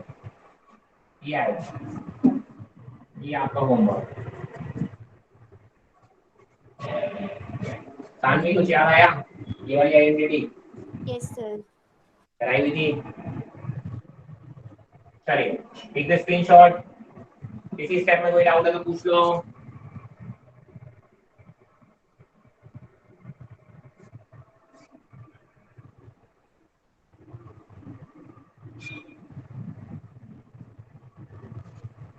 बाकी लोग दम मुंह दर्शक बने बैठे हुए, इसका मतलब पोजीशन को बिल्कुल समझ में नहीं आ रही है, और वो इस तरीके से अगर चुपचाप बैठे रहेंगे तो बिल्कुल समझ में आएगी भी नहीं। अगर पूछेंगे नहीं, गलतियां नहीं निकालेंगे, सॉल्व करने की प्रैक्टिस नहीं करेंगे, अपनी गलतियां नहीं फाइंड आउट करेंगे, फिर तो बड़ा मुश्किल है भाई।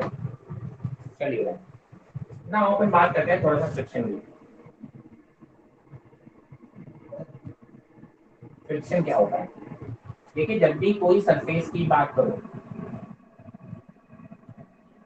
यहाँ पे ब्लॉक है, यहाँ पे आप सरफेस की बात करो, जब भी दो सरफेस एक दूसरे के कांटेक्ट में और वो एक दूसरे को प्रेस कर रहे हो, देखो जैसे m ग्राउंड को नीचे की तरफ प्रेस कर रहा है, ग्राउंड इसको ऊपर की तरफ प्रेस कर रहा है, दो सरफेस आपस में एक दूसरे को प्रेस कर रहे हो, ठीक है, तो उनके बीच में कांटेक्ट। हाँ भाई, फ्रिक्शन की बेसिक डेफिनेशन कौन बताएगा? Yes sir. फ्रिक्शन फोर्स क्या होता है, कौन बताएगा? समझ में नहीं आया सर, आपने क्या बोला? फ्रिक्शन फोर्स क्या होता है, कौन बताएगा? सर जो किसी भी ऑब्जेक्ट के मोशन को अब मतलब दो सरफेसेस के बीच में जो एक तरीके की क्या sir it is a contact force which opposes the relative motion of the body, मतलब अपोज करता है उसको। Any other definition? So component of contact force which acts along the contact surface in opposite direction. Any other definition?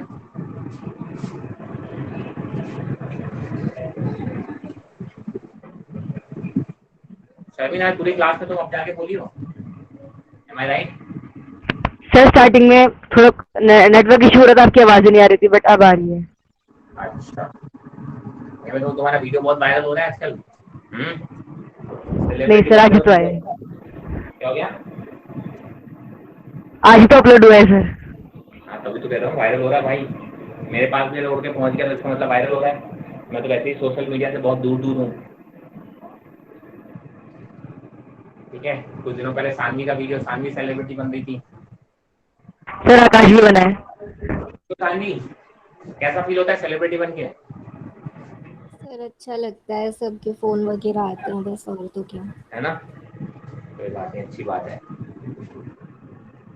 ये है ना, हम ये तो no phone calls please, we can have our own manager right, जो phone pick कर दे मेरे लिए, we have to talk. Sharmeen को थोड़ा टिप दे देना, शारमीन को भी अब ऐसे ही कुछ दिनों और करना पड़ेगा। तू शारमीन? यस सर, अब फिजिक्स थोड़ा सा मुश्किल लगने लगा है अभी आगे से। अभी से ही मुश्किल लगने लगा है? सर स्टार्टिंग में तो बहुत अच्छे से हो रहा था, बट अभी इसी चैप्टर से थोड़ा सा होने लगा। चल सर अब तो अच्छे मार्क्स आके भी डर लग रहा है। चलिए, अच्छी बात है। नहीं, थोड़ा आपको डिफरेंट चीजें फील होती रहनी है, आपको थोड़ा लगना चाहिए ये आपने कुछ एफर्ट किए थे और उसके एफर्ट्स का आपको एक गुड फीलिंग, गुड वाइब्स आपको मिलती है जब इतने लोग आपके बारे में बात करते हैं, आपसे बात करने की कोशिश करते हैं, राइट? तो you feel something special and that is because you have put so many efforts, right? तो आपने सोचो 10th जैसी छोटी क्लास में जब आपने इतने एफर्ट डाले हुए हैं, तो आप सोचिए इतनी पॉजिटिव फीलिंग्स आपके अंदर आ सकती हैं। You can be such a big thing, right? तो सोचिए अगर आप डॉक्टर बन जाएंगे, जिस दिन आप डॉक्टर बन जाएंगे, तो जिस दिन नीट क्लियर होगा उस दिन सोचिए आपके पेरेंट्स, आपके जो रिलेटिव्स है ना, close relatives, right? When I talk relatives, I talk about family, right? I shouldn't say the word relative, right? Because relatives have a different kinds of feelings, right? वो तो जब आपके मार्क्स 50% 20% आते हैं तब उनको बड़ा खुशी मिलती है रिलेटिव्स को, right? So I should call family, right? Family को जो फील आती है। सर, हाँ जी सर फ्रिक्शन की डेफिनेशन क्या करूँ मैं? सर मैं बताऊं अब? तेरे को मैनर सिखाए किसी ने बीच में बचपन में? क्या सर? किसी ने कभी बचपन में ऐसे मैनर सिखाए थे? छोटी छोटी क्लास में जब हम एलकेजी क्यों सर, क्या हो गया? थोड़े से क्यों शिवम? अरे कुछ तो बोल। सर ये क्लास बंक कर रहा होगा उस समय। सर मेरे फोन पे क्या पता नहीं क्या हो रहा है, मुझे भी नहीं पता चला, मेरा फोन तो काम करना ही बंद हो गया। सर वो डेफिनेशन ढूंढ रहा था ना फ्रिक्शन की, इतनी देर से, तो उसने देखा नहीं। चलो क्या, अरे मैनेज वाली बात नहीं है, बट हाँ मैं तुम्हें पता है मेरा फ्लो बिगड़ जाता है, मैं भूल जाता हूँ मैं क्या बोल रहा हूँ। ठीक है, मैं सब्जेक्ट पढ़ा भी जाता हूँ तो कभी भी आज ही क्लास में अचानक से एकदम से किसी ने मुझे टोक किया, and you won't believe I took 5 minutes to recall what was happening. या exactly what example I was giving, I just forgot. चलो क्या, ब्रेक हो गया तो ब्रेक हो गया, है ना? तो चीज ऐसी है। खैर, सो हाँ चल फ्रिक्शन की डेफिनेशन ही बता दे यार शिवम, तू भी खुश हो जा। ला बोल। वैसे किसी ने डेफिनेशन सही बताई थी, 2 लोगों ने बताई थी, तू नहीं था क्या उसमें? हाँ भाई बता शिवम, कहाँ चला गया अब?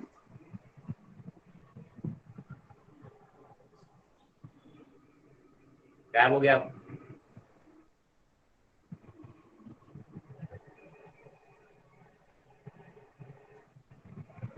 चलो भाई, और कोई बता रहा है क्या? Sir, it is the contact force which opposes the relative motion of a body. आपकी डेफिनेशन मेरे को मिल चुकी है। आदित्य, अनास, अंश, अनुभव, दीक्षा, देखिए यार मतलब इतने लोग बैठे हुए हैं यार, अलग अलग नाम के। ज्योति मैं तो नाम भी नहीं सुने कभी कभी।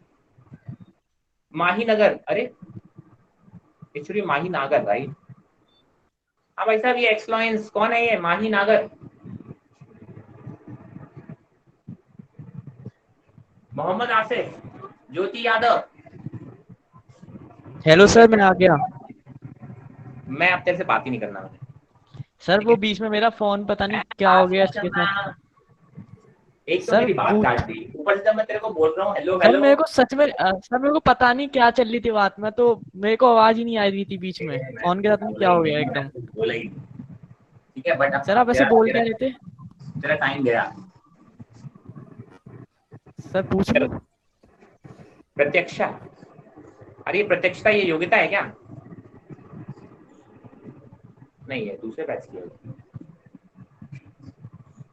हाँ भाई साहब देख रहे हो, इतने लोगों के नाम भी मैं ले लिए, मतलब इनको इतना भी मतलब शर्म नहीं है कि ये थोड़ा सा बोलते हैं हाँ सर यहाँ प्रेजेंट है। मैं तो लगता है ये चालू करके चुपचाप अपने खेलने कूदने चले जाते हैं, पबजी खेलने लगते हैं।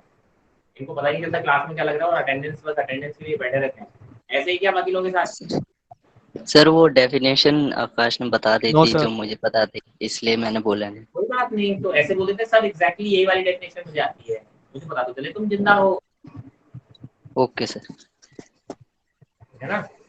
चलो खैर, एक्चुअली क्या है कि मैं ऑलरेडी फ्रिक्शन के बारे में बात करने लगा था, काफी सारी बातें मैंने बोल दी थी, और मैंने एक वर्ड बोल दिया था, मुझे लगता है उसकी वजह से मुझे काफी अच्छे आंसर्स मिले।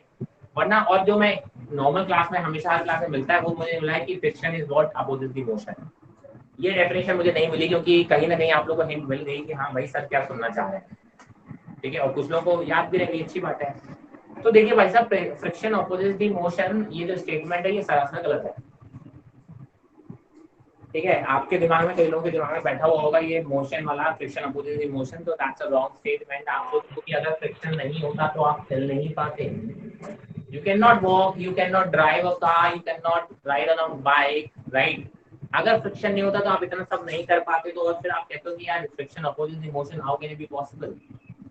मैं कहता हूँ फ्रिक्शन है तभी आई कैन वॉक, फ्रिक्शन है तभी I can drive a car, and I'm saying friction opposes the motion. So the hypocrite I am, right? So basically friction, अगर हम दो एक सिंपल लैंग्वेज में ऑलरेडी आपको बता चुका हूँ, it is the component of the contact force which is parallel to the contact surfaces that we have already talked, right? ये बातें हम ऑलरेडी कर चुके हैं कॉन्टैक्ट के बारे में। मैंने कहा लेकिन एक और डेफिनेशन आप बोल सकते हो कि sir it is something that opposes the relative motion of the two surfaces. Relative motion of the two surfaces. And Sharma, now you are not audible and I don't want to listen to you. Okay. The thing is, यार बीच में यहाँ बोल देते हैं, main message के साथ बोल देते हैं, कितना बोल देते हैं, ब्रेक कर देते हैं। Very short here. Yeah. So what I was saying that कि sir it is something that opposes the relative motion. Friction is basically प्यार है दो सरफेस के बीच में। ठीक है? हाँ guys, the screen is visible, very clear, crystal clear. हाँ।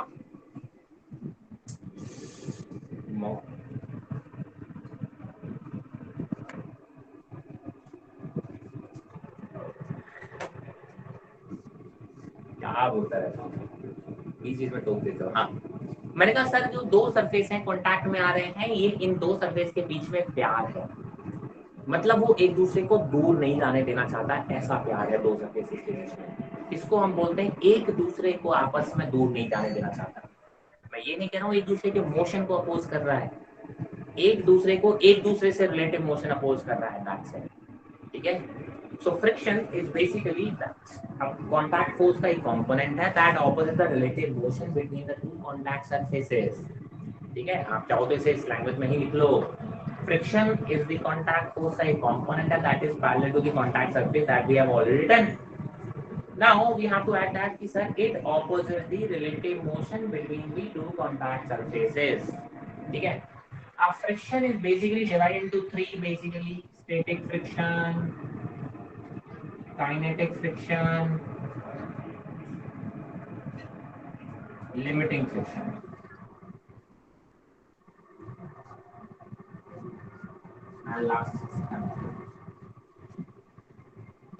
फ्रिक्शन तीन टाइप का होता है, इन तीनों टाइप को नेक्स्ट क्लास में पढ़ेंगे कि सर ये तीनों टाइप का मतलब क्या है। मैं थोड़ी सी बातें करूँ तो फ्रिक्शन होता क्या है। देखिए क्लासिकल थ्योरी थी कि सर यहाँ पे जब भी आप सरफेस को बहुत जूम करके देखोगे तो आपको भले ही कितना भी फ्लैट सरफेस क्यों ना लिखे, यहाँ पे हल्की रफनेस होती है और नीचे वाले सरफेस में भी रफनेस होगी। तो ये रफनेस एक दूसरे में उलट पकड़ जाती है ना, एक दूसरे को ऐसे क्लैप कर लेंगे। दोनों के टीथ जो निकले हुए ना बहुत बहुत माइन्यूट लेवल पे जाके देखेंगे तो बहुत आप बोलोगे माइक्रोस्कोपिक लेवल पे जाके देखोगे तो ये रफनेस होगी। ठीक है, ये पुराना क्लासिकल थ्योरी था जो कि फेल हो गया कई जगह। आपने बोला कि सर होता क्या है कि सर एडहेसिव फोर्सेस और कोहेसिव फोर्सेस, कोहेसिव फोर्सेस का मतलब होता है between the same molecules, similar kind of molecules होते हैं, उनके बीच में लगने वाले फोर्स को हम बोलते हैं कोहेसिव फोर्स। एडेसिव फोर्स होता है कि जो दो अलग अलग टाइप के मॉलिक्यूल्स के बीच में लगता है, बिटवीन डिफरेंट मॉलिक्यूल्स, है ना। आप बोलोगे कि सर अगर एक बॉडी बनी हुई है, ये एक ब्लॉक है, ब्लॉक के सारे मॉलिक्यूल्स के बीच में आपस में जो फोर्स लग रहा है उसको आप बोलोगे कोहेसिव फोर्स लग रहा है। लेकिन ब्लॉक के मॉलिक्यूल्स के बीच में और ग्राउंड के मॉलिक्यूल्स के बीच में जो फोर्स लगेगा उसको हम एडेसिव फोर्सेस बोलेंगे, ठीक है। तो आप बोलोगे ये एडेसिव फोर्सेस जब बहुत ज्यादा होता है तो आप बोलते हो कि फ्रिक्शन आ जाता है। क्या आ जाता है? फ्रिक्शन आ जाता है। एडेसिव वर्ड आपने बहुत यूज हुआ है, adhesive tape, Fevicol is an adhesive. उसका नाम एडेसिव क्यों है? क्योंकि वो फेविकॉल दो अलग अलग चीजों के बीच में लगने वाला फोर्स होता है, ठीक है, तो उसको हम एडेसिव बोलते हैं। तो आप बोलोगे कि सर इन दोनों के बीच में क्या होता है कि सर बहुत ज्यादा एडेसिव फोर्स आता है मॉलिक्यूल्स के बीच में। अगर यहाँ रफनेस ज्यादा होगा तो देखो ये मॉलिक्यूल्स एक दूसरे के काफी क्लोज आ जाएंगे। जहां जहां पे ये पॉइंट बन रहे हैं ना, ये मॉलिक्यूल्स एक दूसरे के ज्यादा क्लोज होंगे तो आप बोलोगे इनके बीच की डिस्टेंस जितनी कम होगी उतनी ज्यादा एडेसिव फोर्स होंगे, उतने ही ज्यादा एडेसिव फोर्स होंगे। तो इसलिए जितना ज्यादा रफ होगा आप बोलोगे उतने एडेसिव फोर्स ज्यादा होंगे और उतना ही ज्यादा फ्रिक्शन होगा। या फिर जितना ज्यादा मैं इसको प्रेस कर रहूंगा ऊपर से दो सरफेसेस को आपस में, आप बोलोगे उनके बीच में फ्रिक्शन उतना ही ज्यादा होगा। लेकिन एक थ्योरी पहले वाली जो फेल हुई थी वो ये हुई थी, अगर मैं उसको स्मूथ करता जाऊं तो क्या करोगे, ये जो टीथ बन रहे हैं टीथ को आप ब्रेक करोगे, फ्लैट करते जाओगे तो मॉलिक्यूल्स के बीच की जो डिस्टेंस है वो क्या हो जाएगी, थोड़ी ज्यादा हो जाएगी। लेकिन जैसे ही आपने इतना फ्लैट कर दिया कि ये सारे मॉलिक्यूल्स एकदम पूरा फ्लैट हो गया तो ये फिर से बहुत क्लोज हो जाएंगे, आपस में चिपक जाएंगे मॉलिक्यूल्स। तो अगर बहुत अल्ट्रा स्मूथ भी हो जाए सरफेस तो भी एकदम से फ्रिक्शन बढ़ जाता है, तो भी क्या होता है, फ्रिक्शन अपने आप बढ़ जाता है, ठीक है। आपने कभी देखा हो कि सर दो बहुत चिकने सरफेस होते हैं एकदम से ज्यादा चिपक जाते हैं, बहुत ज्यादा आपस में चिपक जाते हैं। दो आइस क्यूब्स लो उनको आपस में चिपका दो, बहुत जल्दी चिपक जाते हैं, बिकॉज ज्यादा स्मूथ करने से भी देखो पहले क्या होता है, यहाँ पे रफ सरफेस, ये बहुत जूम करके दिखा रहा हूँ, ये टीथ वाले देखो, ये बहुत क्लोज है सरफेसेस के मॉलिक्यूल्स, इनके बीच में एडेसिव लग रहा है। रफ जितने ज्यादा होंगे उतने ज्यादा ऐसे टीथ बनेंगे, उतने ज्यादा ये मॉलिक्यूल्स के बीच की डिस्टेंस कम होगी। कहाँ से? जब ये टीथ थोड़े थोड़े टूटना चालू होंगे तो देखो मॉलिक्यूल्स के बीच की डिस्टेंस बढ़ना चालू होगी, है ना। यहाँ वाले मॉलिक्यूल्स ऑलरेडी दूर दूर थे, ये वाले मॉलिक्यूल्स भी दूर दूर होना चालू हो जाएंगे। लेकिन जैसे ही बहुत ज्यादा स्मूथ होगा, दोनों सरफेस बहुत ज्यादा स्मूथ होंगे तो आप बोलोगे फिर से इनके बीच में एकदम से ये पास में जाके चिपक जाएगा। तो आप बोलोगे अचानक से अल्ट्रा स्मूथ सरफेस में भी फ्रिक्शन बहुत ज्यादा हो जाता है, जो कि पुरानी वाली थ्योरी मुझे एक्सप्लेन नहीं कर पा रही थी, ठीक है। अब इसमें दो छोटे छोटे पॉइंट, एक और इंपॉर्टेंट पॉइंट नोट डाउन लिख लो, कहीं पे भी नोट डालें। Friction does not depend on the contact surface area. Area ज्यादा है कि एरिया कम है उससे कोई फर्क नहीं पड़ता, कॉन्टैक्ट सरफेस, ठीक है, पे डिपेंड नहीं करता। इसको हाईलाइट कर लो, नोट पॉइंट में डालो कि जो फ्रिक्शन होता है ये सॉलिड फ्रिक्शन जो होता है, आप बोलोगे कहीं पे भी कॉन्टैक्ट सरफेस एरिया पे डिपेंड नहीं करेगा, ठीक है। ये बहुत इंपॉर्टेंट पॉइंट है। तो अगर दो सेम बॉडीज हैं, मतलब एक बॉडी है सेम, दो सरफेसेस सेम है, अगर एक बॉडी के, जैसे इसकी बात करो, ये ऐसे रखा हुआ है और किसी बॉडी को उठा के मैं अगर ऐसे रख दूं, देखिए यहाँ पे कॉन्टैक्ट सरफेस कम हो जाएगा, यहाँ पे कॉन्टैक्ट सरफेस ज्यादा होगा, लेकिन अगर दोनों बॉडी सेम होगी तो फ्रिक्शन की वैल्यू दोनों केस में कैसे आएगी, सेम आएगी। That means contact surface area भी डिपेंड नहीं करेगा, इस चीज को थोड़ा सा ध्यान देंगे, ठीक है। तो ये कुछ बेसिक बातें थी, थ्योरेटिकल बातें थी फ्रिक्शन की। फ्रिक्शन के तीन basically different types of friction है जिसको हम पढ़ेंगे नेक्स्ट क्लास में। Any doubts? कोई किसी तरह की छोटा नो सर। सर बोलो बोलो बोलो। सर वो कोल्ड वेल्डिंग जो है उसका कुछ इससे फ्रिक्शन से रिलेशन है क्या? हाँ हाँ बिल्कुल है,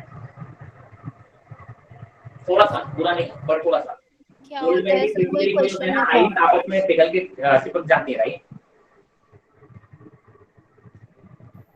देखो दूसरी बात करो ना, two ice cubes get welded together, right. Yes sir, sir वही क्वेश्चन में था, पता नहीं इसलिए मुझे थोड़ा डाउट। देखो दूसरी की बात करो, आइस क्यूब्स को अगर आप ऐसे थोड़ी देर ऐसे दोनों दो आइस क्यूब्स से थोड़ा आपस में रब कर दोगे तो क्या हो जाता है, आपस में चिपक जाते हैं।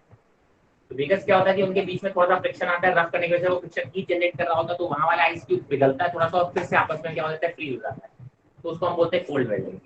तो फिर वो दो आइस क्यूब एक क्यूब में कन्वर्ट हो जाते हैं, वो फ्रिक्शन की वजह से हीट जनरेट कर रहा होता है, ठीक है। तो उसको थ्योरेटिकली आप देख लेना, उसकी बात करें तो if I am not wrong. Any other doubts? एक डीपीटी सर वो आप लोगों को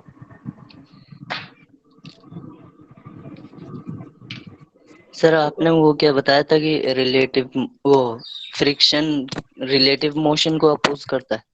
रिलेटिव मोशन या दो सरफेस के आपस के रिलेटिव मोशन को अपोज करता है। ओके। दो सरफेस को एक दूसरे से दूर जाने से रोकता है। ठीक है। यस सर जो पुरानी क्लासिक थ्योरी थी वो ये एक्सप्लेन नहीं कर पाई थी कि अल्ट्रा स्मूथ हो जाती हैं सरफेसेस तो फ्रिक्शन ज्यादा हो उसके हिसाब जाता से है, वो या टीथ फिर वो बने एक होते तो टीथ लॉकिंग करके उसके हिसाब से जो टीथ होते हैं वो लॉक कर लेते हैं एक दूसरे को। जैसे कि अल्ट्रा स्मूथ में टीथ खत्म हो गए तो उनके बीच फ्रिक्शन खत्म हो जाना चाहिए था, राइट? बट अचानक से जो फ्रिक्शन बढ़ रहा था वो उसको एक्सप्लेन ही नहीं कर पा रहे थे। ओके सर, क्लासिक वो थ्योरी एक्सप्लेन नहीं कर पा रहे थे या मना कर दिया था उन्होंने कि नहीं होगी फ्रिक्शन? मतलब शुरू तो एक्सप्लेन करते हैं, अगर हम उनके थ्रू जाते तो उनके हिसाब से फ्रिक्शन नहीं होना चाहिए था अल्ट्रा स्मूथ में, क्योंकि टीथ खत्म हो गए। बट ओके सर, खत्म होने की वजह से लेकिन हमारा तो फ्रिक्शन बढ़ रहा था, तो मतलब it can not be explain. इसी को तो बोलते हैं, और क्या बोलेंगे, राइट? तो इसलिए क्लासिक थ्योरी फेल हो गई। क्लासिक थ्योरी इसलिए भी फेल हो गई थी, अगर ज्यादा एरिया मतलब ज्यादा टीथ तो मतलब ज्यादा फ्रिक्शन। बट हमने कहा कॉन्टैक्ट सरफेस एरिया पर डिपेंड नहीं कर रहा है, ये भी पॉइंट एक्सप्लेन कर पाएंगे वो। ठीक है, तो क्लासिक थ्योरी में ज्यादा मतलब की नहीं है। चलिए सर एक्सप्लेन नहीं हो पाए, हाँ। लेकिन ऐसा होता तो है ना कि अल्ट्रा स्मूथ सरफेस में फ्रिक्शन बढ़ जाता है। ऐसा तो होता ही है, यही तो मैं बोल रहा हूँ। बस एक्सप्लेन नहीं हो पाया। कोई चीज एक्सप्लेन नहीं हो रही मतलब आपकी थ्योरी गलत है ना भाई साहब। आपने कोई थ्योरी दी और आप बोलते हो उस थ्योरी का आप रीजन नहीं दे पा रहे उस फेनोमेना का, इसका मतलब आपकी थ्योरी फेल है। Yes sir. मैंने कहा सर आप नीचे इसलिए चले जाते हो क्योंकि आपके और आपके जो नीचे पैरों पे बेस पे बहुत वजन ज्यादा होता है, इसलिए आप नीचे नीचे की तरफ अर्थ की तरफ भागते हो। तो मैंने कहा इसका मतलब अगर मैं उल्टा कर दूं तो ऊपर की तरफ चला जाऊंगा, वो चीज मेरी एक्सप्लेन नहीं कर पाऊंगा मैं, तो इसका मतलब वो मेरी थ्योरी गलत है। अच्छा, जो ऐसा होता नहीं है। लेकिन अल्ट्रा स्मूथ सरफेस में सर फ्रिक्शन तो बढ़ जाता है ना। मना क्या किया मैंने? No sir. मैं भी तो यही बोल रहा हूँ। और क्यों बढ़ जाता है, यही तो वो थ्योरी एक्सप्लेन नहीं कर पा रही थी, इसे तो फेल हो गई वो। ओके सर, मतलब होता है लेकिन एक्सप्लेन नहीं कर पाए। किसने कर दिया? होता है और वो एक्सप्लेन नहीं कर पाई इसलिए फेल हो रही है। अगर नहीं होता होता तो उसे एक्सप्लेन करने की जरूरत क्यों होती, तो फेल क्यों होती, उसी को हम एक्सेप्ट नहीं कर लेते। अच्छा सर। कोई चीज होती है तभी तो उसे एक्सप्लेन करना पड़ेगा, और वो नहीं कर पाई तो फेल हो गई। अगर वो होती नहीं होती तो एक्सप्लेन क्यों करना पड़ता, उसको एक्सप्लेन नहीं करना पड़ता तो वो भाई साहब सक्सेसफुल नहीं हो जाती। बिल्कुल सर, बिल्कुल। चलिए, thank you everyone. Good evening sir. Good evening sir. Bye bye bye.